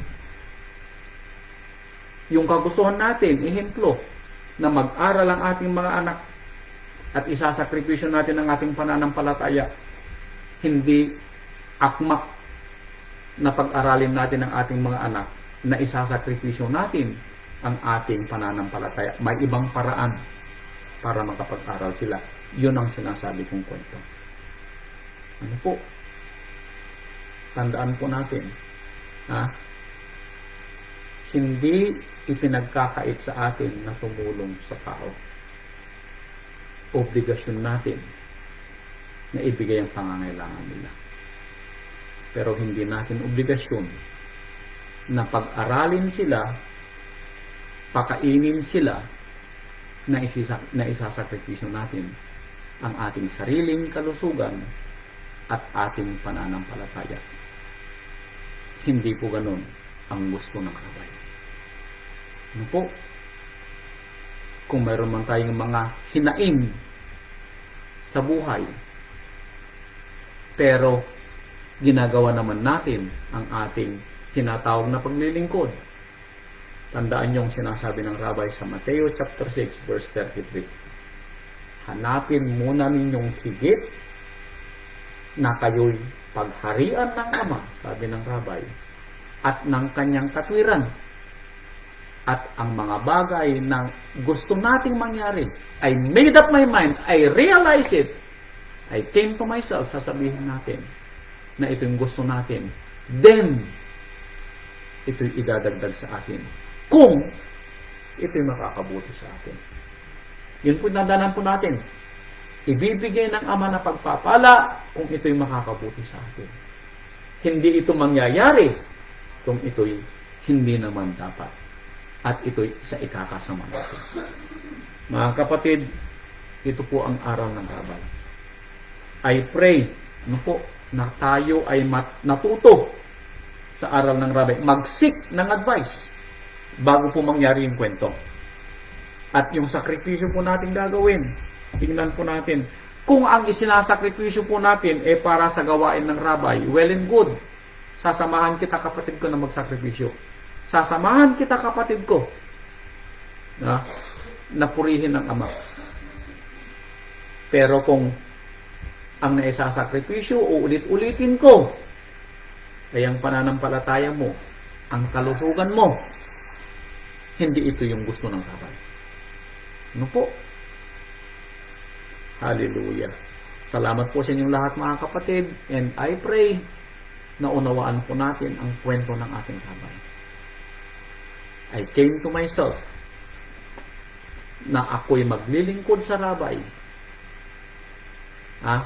at hindi ko hahayaang may sakripisyo ang aking pananampalataya sa ibang mga bagay.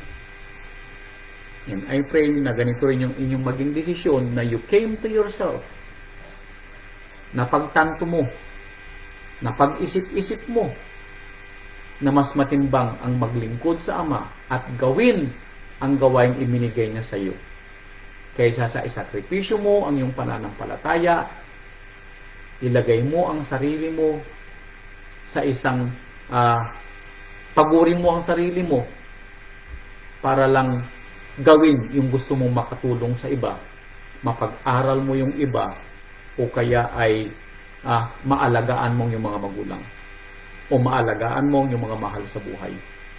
Unahin po natin ang ating Ama. Unahin po natin ang paglilingkod sa Kanya. Then, kung pahihintulutan ng Ama ang mga gusto mong mangyari, ay ibibigay niya. Ano po? Nasubukan ko na po ito. Sabi ko nga sa inyo, ako yung patutuo. Nang hilingin ko ito sa rabay, nangyari. At alam ko na ito yung mangyayari din sa inyo kung taos po tayo sa ating hinihingi at taos po tayo sa ating paglilingkod. Salamat po sa inyong lahat mga kapatid. Naway ang pagpapala po ng ating Rabay Yeshua ay sumainyong lahat.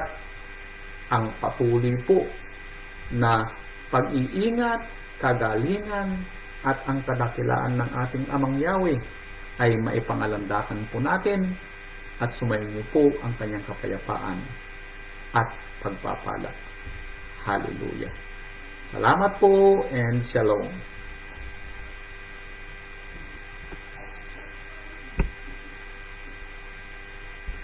Hallelujah po. Hallelujah.